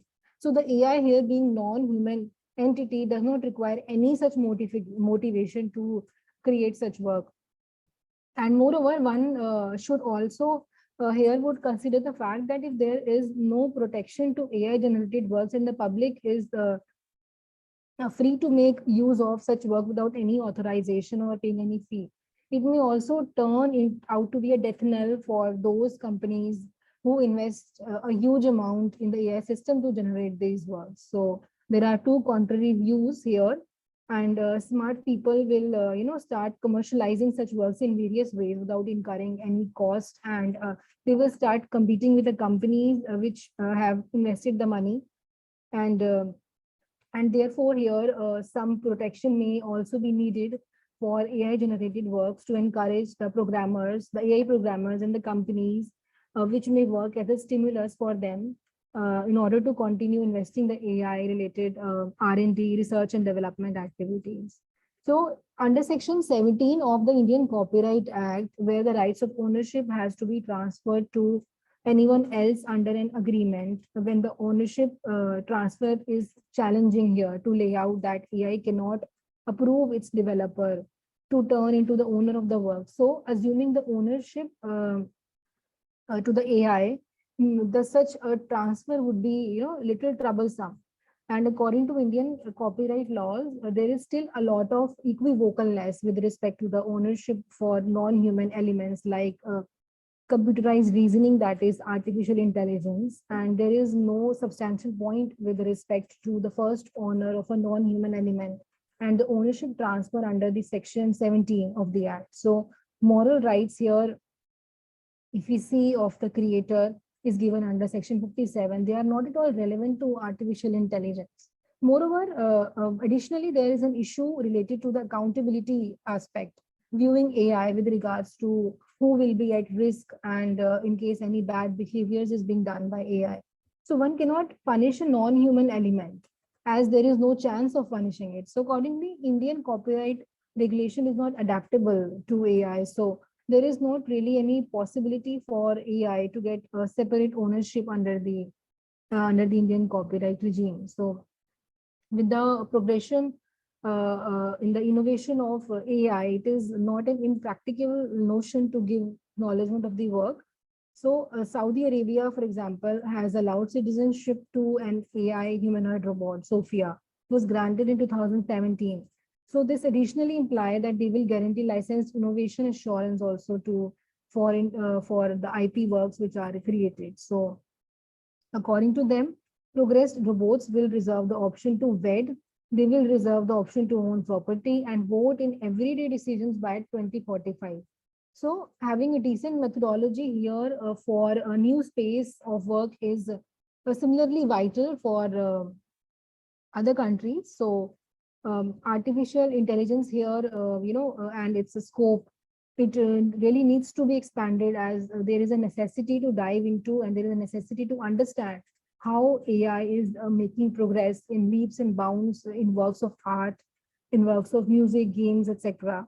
So in order to get status of author or joint author or any status of the property, which is meant to acknowledge to its contribution. So there is one more example of AI, that is Shibuya Marai, which which is a robot in Japan, which has in fact written a novel, and the same which has been recognized as one of the best literary works in Japan.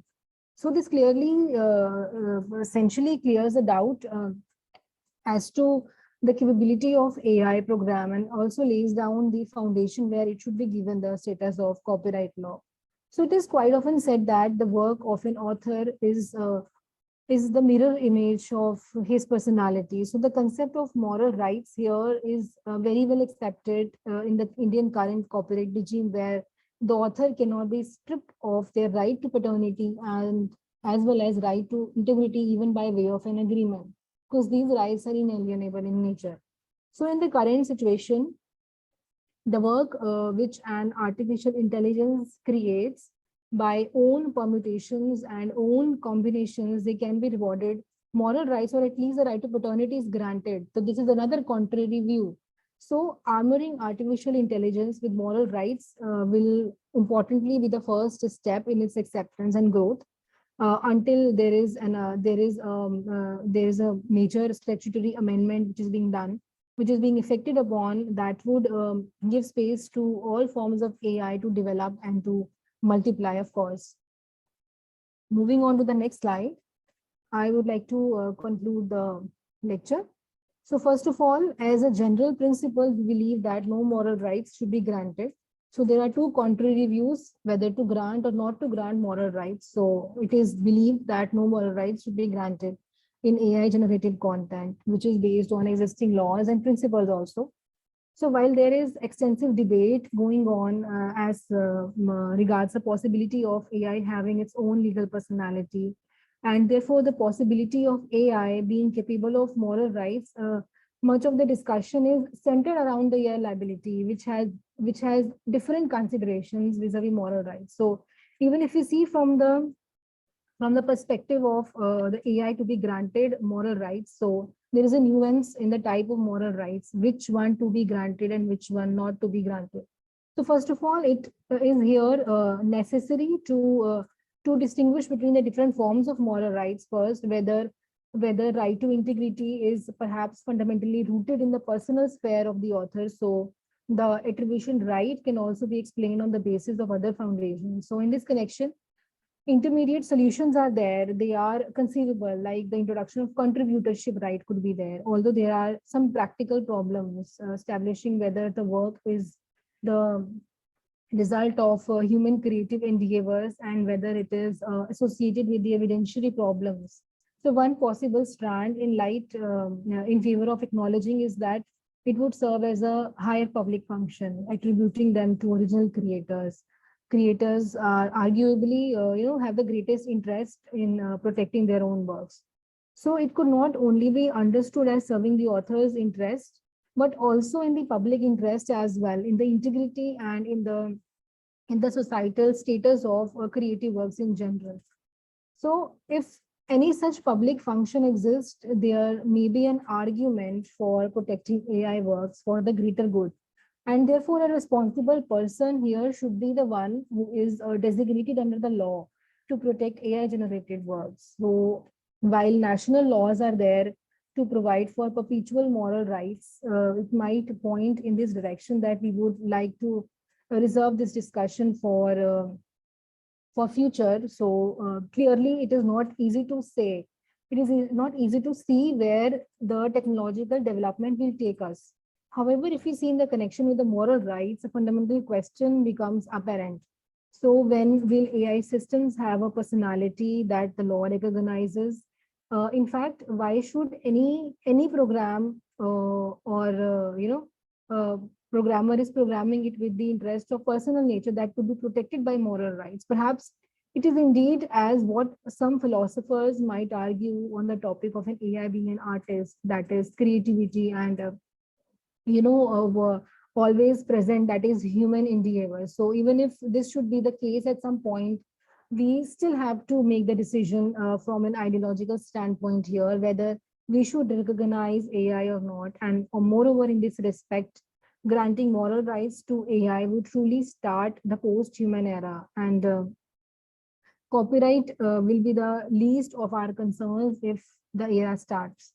Now, secondly, as regards the ownership and infringement, for the purposes of conferring any benefit in the form of rights, whether it is economic or moral, and also to determine the liability in the event of a copyright infringement, it is important to ascertain ownership of AI-generated works. So the provision for computer-generated works, as we know, is a legal fiction which is created by work that is made for higher doctrine within the Indian copyright regime more specifically, and in the other legislations also, providing feasible solutions to the own concerns of AI generated works. So once ownership is determined, it would become important to award such an owner with the benefits, so as to help him incentivizing to develop more such works in future. And economic rights, if we talk about here, allow the author of the work to exploit its creation for financial gains. So the rationale for the grant of moral rights here does not stem from the obligation to encourage such creators, but it rather moves into the direction of protection of personal interests. So it is highly believed here that every creator of the work has an intimate connection with its work. Any such modification or any such alteration would here prejudiciously affect the rights of creators' reputation also. So as a machine, the mechanical works to produce certain ends, they are devoid of expressing any such concerns of the work, as we know. So here it would become difficult to suppose it is the owner of the moral rights. So consequently, it is again a human creator who is able to establish personality connection with the work, which is produced by using AI. So who may be awarded moral rights. So lastly, as regards the copyright liability, the analysis is again narrowed down due to the ownership issue of AI. So if we say the ownership of AI rests with the programmer or a company that is developing it under the work made for hire doctrine, then it would be such programmer or the company that would be held responsible here for the copyright infringement, because the employer is not only the control of AI, but it is also the one which is deriving benefits from its use. So on the other hand, if we see, if the ownership vests in a consumer due to the AI product or code has become a consumer product, then it is the consumer who shall be held responsible for the infringement. But for the output which is produced by AI, which is completely in control and based upon the inputs which are provided by the consumer, and consumer has to be held liable in that case.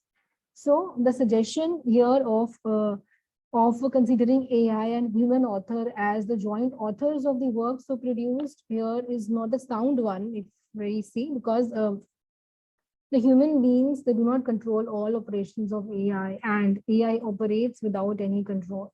So this does not fit into the definition of works of joint authorship. For instance, if we see the Indian Copyright Office has defined works of joint authorship to mean a work which is produced by the collaboration of two or more authors, in which the contribution of one author is not distinct from the contribution of the other author or the authors. So here, what has to be pointed out is that machine learning tends to create models which are complex in nature, and even the original programmers of the algorithm, they have a very little idea exactly how or why the generated model creates accurate predictions. So the suggestion of making AI program and AI user joint author is not a sound one according to my point of view. So at the international level, we see the Berne Convention does not contemplate non-human authorship. And the same position also could be reiterated in the TRIPS agreement, that is agreement on trade-related aspects of intellectual property rights, in view that it incorporates the provisions of the Berne Convention, which came in the year 1995. So a similar position also could be seen under the Internet treaties, that is the WIPO Copyright Treaty and WIPO Performances and Phonograms Treaty also. So where it may be argued that international legal regime on the copyright does not preclude the possibility of non-human authorship in the national legislation. So the international treaties ordinarily laying down minimum standards, minimum common standards, they have to be followed. So the countries are obliged here not to derogate from them, but at the same time, they are also free to provide better protection than what has been laid down under the treaty. So even if the countries are admittedly, they are admitted to granting copyrights to the works of an AI, the question of who gets that copyright remains cryptic, and it is the one which is difficult to resolve. So this might be because the current status of the law requires a legal personhood of a right holder. So something which an AI lacks, and unless its creator is granted that on its behalf, and moreover, there exist loopholes in the same,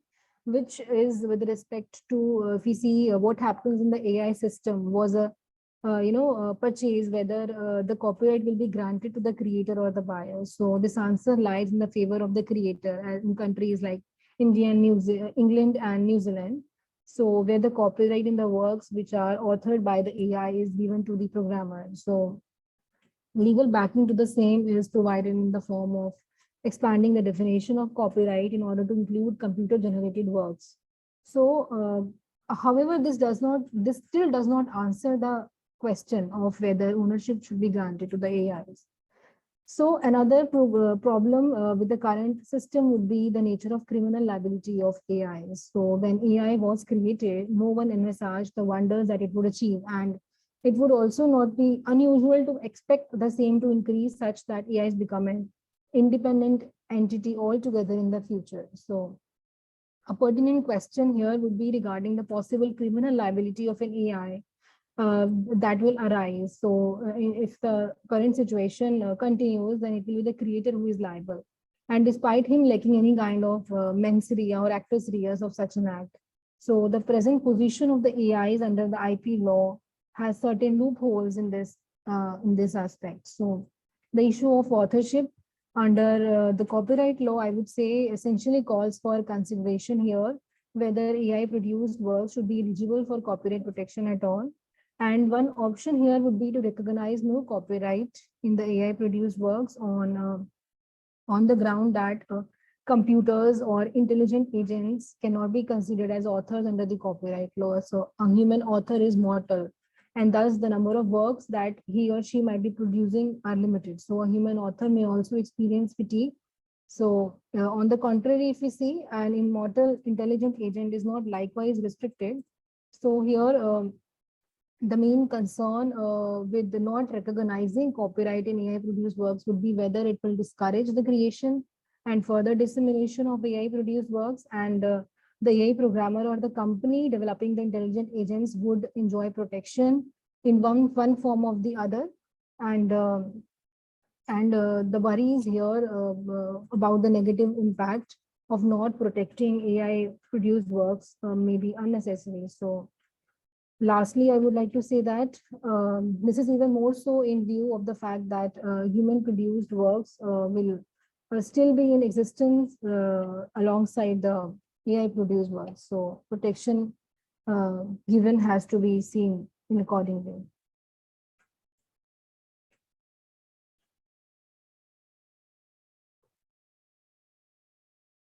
Thank you, ma'am. Thank you, everyone. Is there any question? All right. Thank you so much, ma'am, for your valuable session. Now, I would like to invite the participants to ask their questions from Prabdeep, ma'am.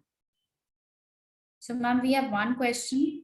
Will there be rights of AI as asked? If yes, then the lawyers will be there to protect their rights. Will be humans or AI themselves?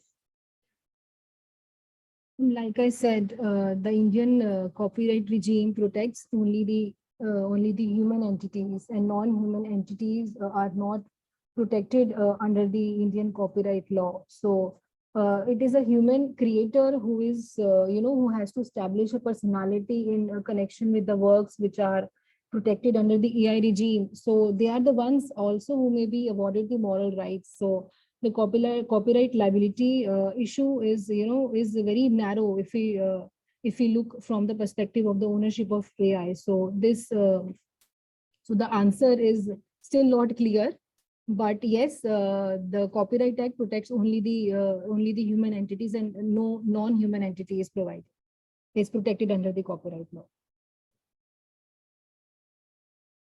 All right. Thank you so much, ma'am. One participant is asking for you to share the PPT. Sure, I'll do that.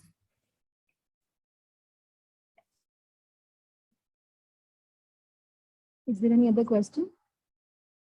No, ma'am. Currently, there is no question as such. Okay. So I would like to invite Richa ma'am to extend her gratitude towards you. Thank you so very much, Prabdeep ma'am. The session had been quite self-explanatory, and I think the student must have grabbed the intricacies of the copyright, not just in terms of AI, but in general as well, as you have discussed copyright quite in detail, along with the treaties and the different international framework which is there. So thank you so very much for accepting our request to conduct the session with us. Thank you so very much. Thank you so much, ma'am. I express my heartfelt thanks to you, to Ms. Alaknanda and to Ms. Manika Gandhi for inviting me to deliver a lecture. So thank you so much. Thank you, ma'am. Thank you. Thank you, ma'am. Participants, the PPTs that you have been asking for, we would try to provide you the same after the consent of the speakers, if they'll allow so. So the same would be shared in the WhatsApp community which had been formed.